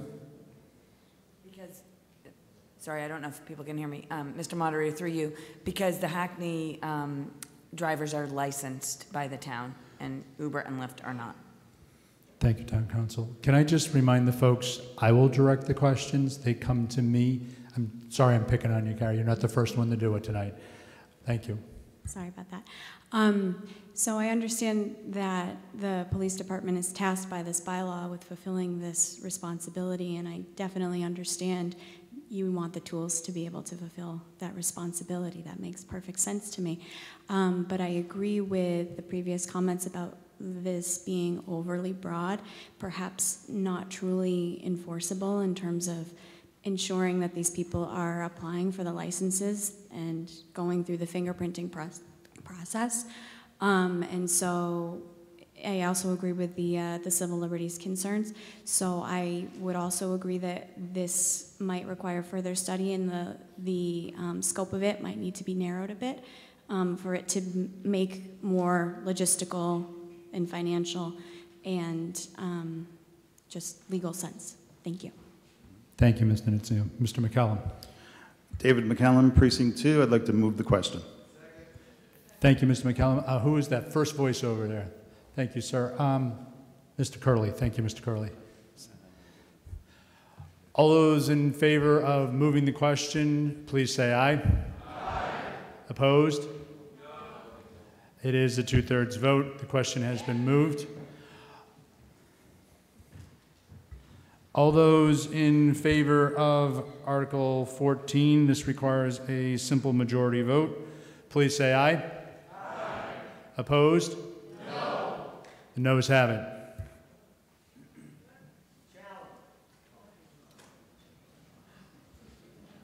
Would you please rise, sir? You need to get 7 other members to rise with you to challenge the vote, and we will go to a standing vote. Going once? Okay, we have 7 members. We will go to a standing vote. Tellers, please, make sure you did not speak to the article. So thank you, Ms. Hamilton.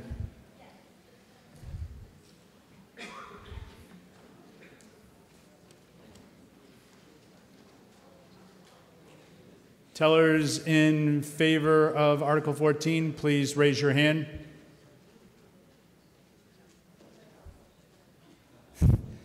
I see 3. Thank you.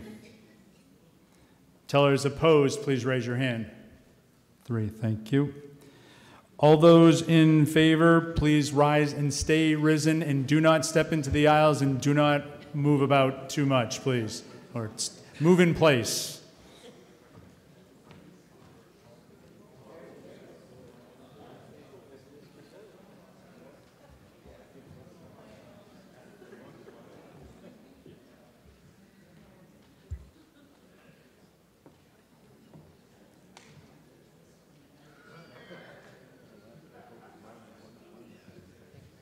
Center, don't forget down front.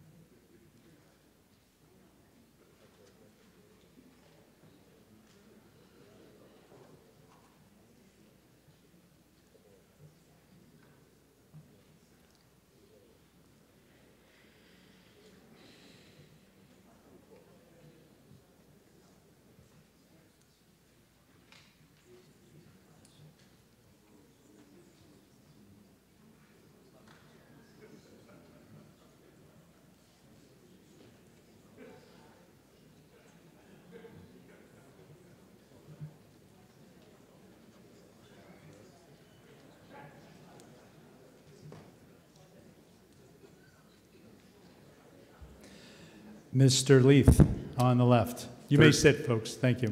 13. Thank you, Mr. Leith. Mr. Sullivan, the right. 14. Thank you, Mr. Sullivan. And Ms. McCarthy in the center. 26. Thank you, Ms. McCarthy.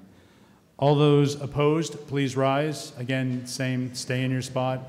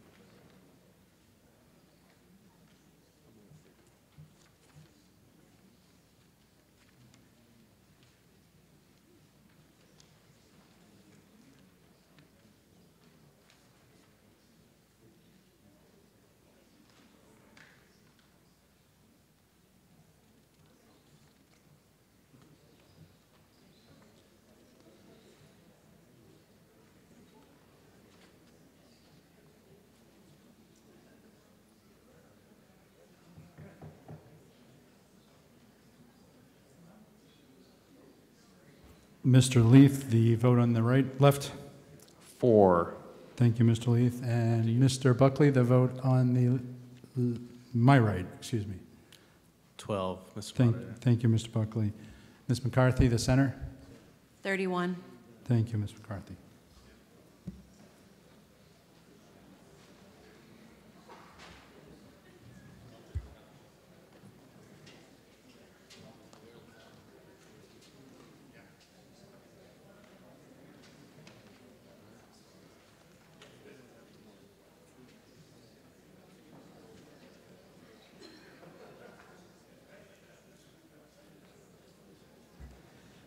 Well, folks, you were right. I was wrong. It's 56 to 50.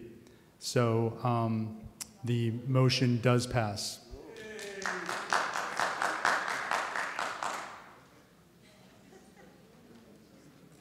I hope you were cheering that you were right, not that I was wrong.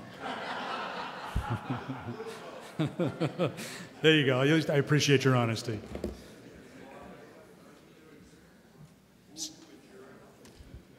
Mr. Moraski has moved to adjourn, and we have a second by Mr. Trudell. All those in favor, please say aye. Aye. Opposed? Hold on, folks. Don't run away. Do not run away. All those in favor, please say aye. Aye. Opposed? No. It is a vote. We will adjourn till Monday evening next. I don't have the date off the top of my head, at 7:30.